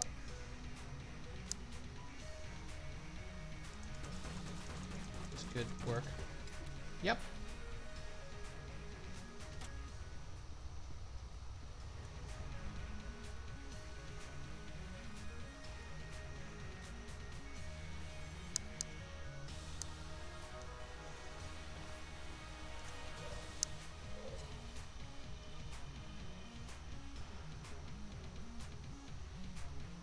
This looks very different from normal. Maybe it's different the first time you come in, because you don't know it's another floor yet. Okay, for coming here, we unlock the trash cannon, which is a god-awful gun, and there's no reason you would want it. But there are reasons you want to come to the oubliette.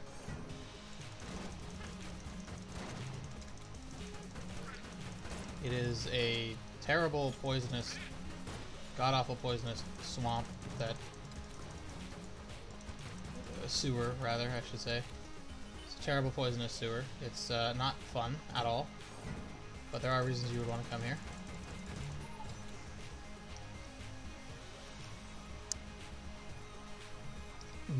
Nope!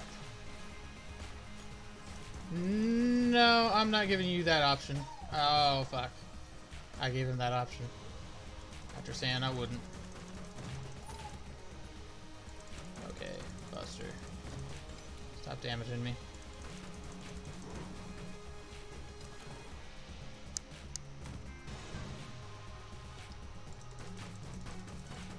Is it just that? Normally there's a nitro that spawns in there too. Nitros are the dynamite guys.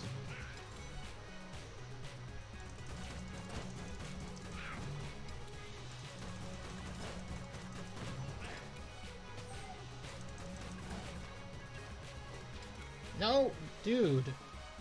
Keyboard. I put my hand in the like I went to hit a button and my hand like completely contorted out of its normal position. And then when I went to hit go that way, I hit the wrong button.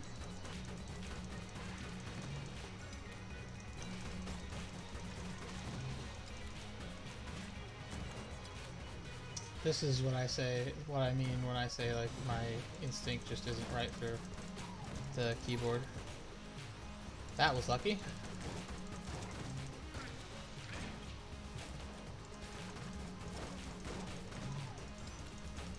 The mailbox is okay. Kind of hoping that we get to the boss of this level actually, because he's got some lore associated with him. We're gonna open you up. Dude, I'm down for that. I'm down for that. It's not a bad weapon or accessory at all.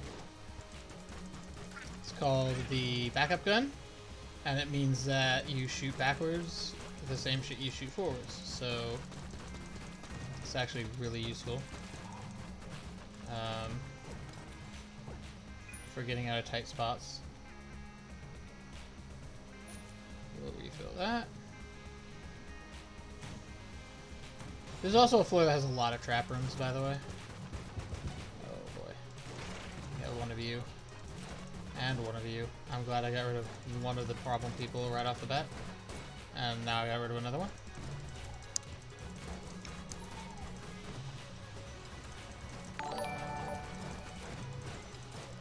Whoa. That's a noise I don't hear. Ever.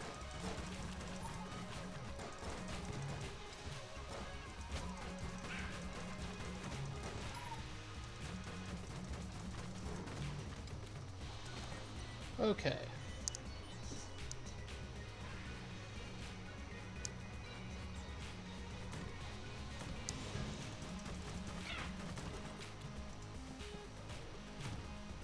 Okay, that's the boss room. That's good, but we don't want to go there yet.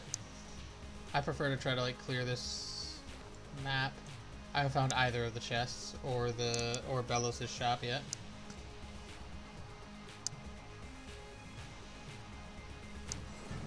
Oh boy. Just love Buzzlaws. Oh man. I'm taking hits, I'm taking hits, I'm taking hits.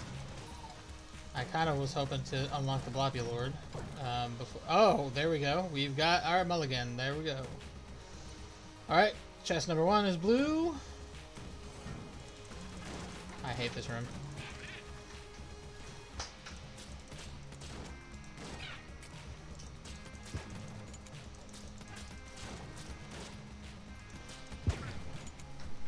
Oh, you know what? I think it's just hit reload and it does that. Yeah. Mm-hmm.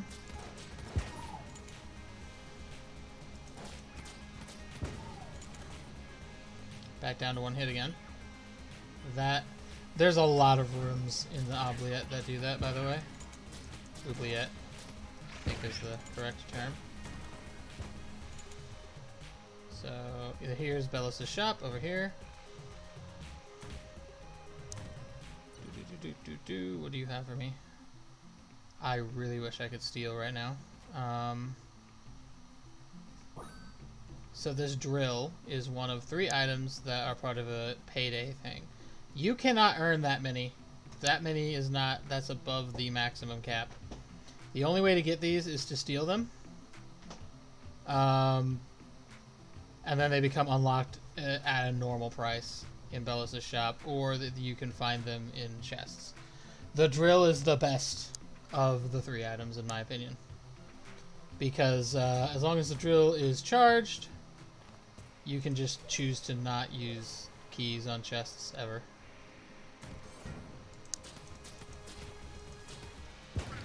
They effectively make chests free. Oh, apparently I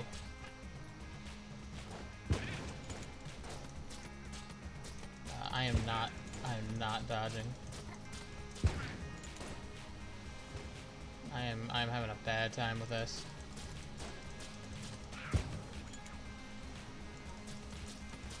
There we go.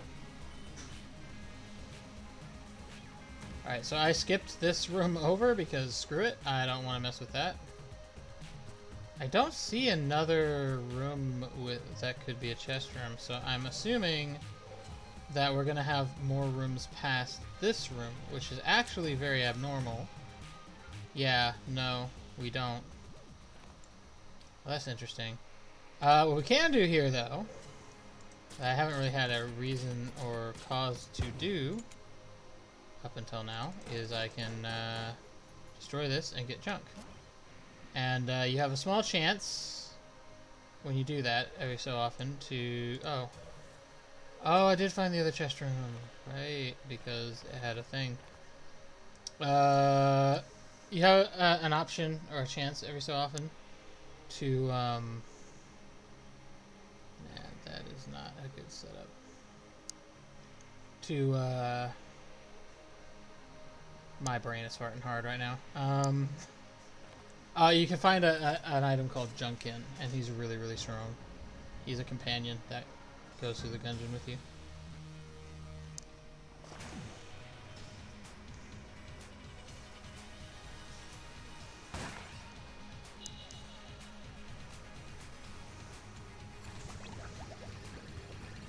I can do this without taking a hit. Will I? Probably not. Yep, I died.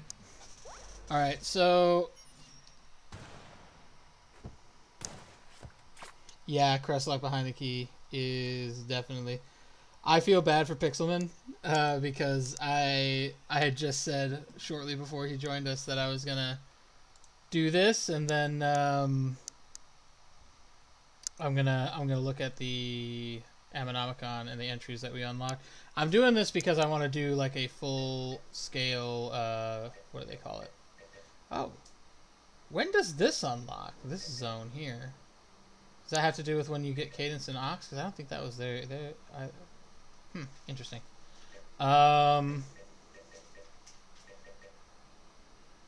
So what I was saying is that I'm doing this because I'm looking to make a lore series on Gungeon, and I need to get footage. So I'm streaming and recording to get footage, and we're just gonna go through some of these entries and discuss lore a little bit, because that's what I like to do. I'm Lore Master Leonis. So this is just describing what it does. Does not reveal secret walls. Has infinite ammo. It was brought to the Gungeon by the hunter. Despite being its extremely dated design and some signs of rust, it appears relatively new, very strange. This is referencing the backstory for the hunter, that she was cryogenically frozen for a very long time. Her past takes place 1,147 years prior to the events of Gungeon. The Marine sidearm says that though this gun appears sturdy, it has been known to fail when it is most needed, which is a reference to the fact that he ran away from the interdimensional horror. It also says the Marine sidearm was brought to the Gungeon by a low-ranking Primarine soldier, which tells us that he was low-ranked. The Rogue Special, the worst starter gun in the game. It's so bad. Underhanded and efficient. No, it isn't. It's horrid. I was given to the pilot by his partner, which is I would assume is the purple floaty dude that was helping him with Z. That's his name. I also believe he's supposed to be the bird character that shows up in his screen at the end.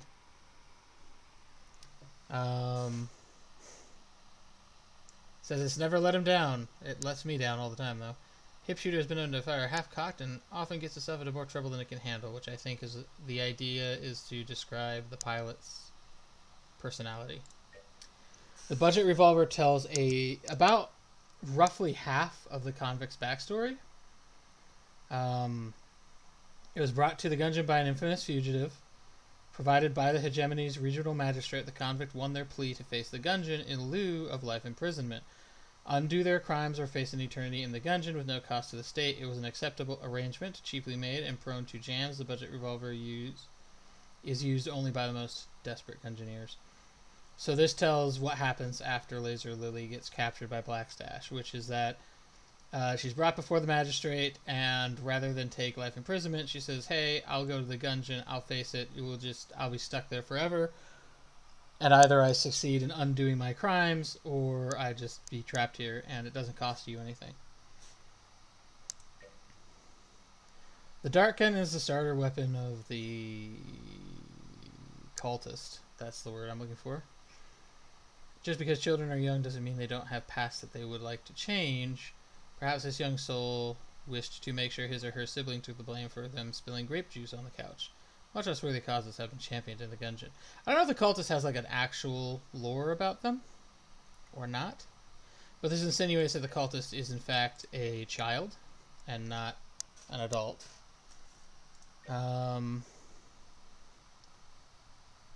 Pea shooter doesn't really unlock any interesting lore. Pistol is often modified to use tranquilizer rounds. This one has not been. This one will become the finished gun when we get everything. It's still in the process of being forged. It barely functions in its current state, but could be a viable choice in a truly desperate situation. This one we looked at earlier. Space Ripper was asking what the hell this was. It's a bullet shape. It's a gun shaped like a bullet that shoots bullets shaped like guns that shoot bullets shaped like bullets. That's all you get out of that. Strange revolver created by attaching additional barrels to a magnum. The barrels are not actually connected to the chamber, but fire nonetheless. There's a lot of weird stuff like this, which I think has to do with the magic around the Gungeon.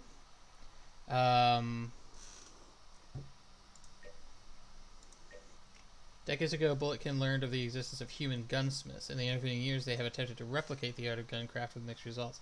Interesting. That actually does tell us some lore. Says targets aflame. Deep in the Gungeon, no one will see the flare but you. Shotgun modified for easy concealment. Shorter barrel widens the spread. Up close, it's just as deadly as its full barrel cousin. This one is something I like. Hespera, the Pride of Venus, is mentioned in a few different item descriptions. We don't know a lot about her. We know that she fell, because her Shotgun of Love, this item here, becomes this item later, Shotgun of Hate. Its description just talks about how Hespera fell, and the Shotgun of Love became the Shotgun of Hate. But she's called the Pride of Venus, so I'm assuming that means that she's either from Venus or she's at least from the Solar System, and everyone on Venus likes her. Most of this stuff is all references to things, too. I don't know if Hespera herself is a reference to something. I know what the Big Iron is a reference to. It's a reference to a song called Big Iron. The Crescent Crossbow, Fires shattering starlight. The crossbow that shines in the moonlight of Ganymede. Charge it up and watch it. Watch the shooting stars fly. Ganymede, by the way, is the planet that we're on in this game. So these are all pretty good, but I need to be ending my stream here in a minute. Got to move on to doing some other stuff today, unfortunately. So I do thank everyone for showing up. I thank Pixelman for showing up as well. I apologize that you came in right at the end. My plan right now is to do Gungeon streams every Friday from about 5 to 9. I don't know if that works for your schedule. Hopefully it does. But yeah, I think I will call that good for today. And we'll call that a stream. Thank you, everybody, and have a good one. Lore Master Leonis signing off.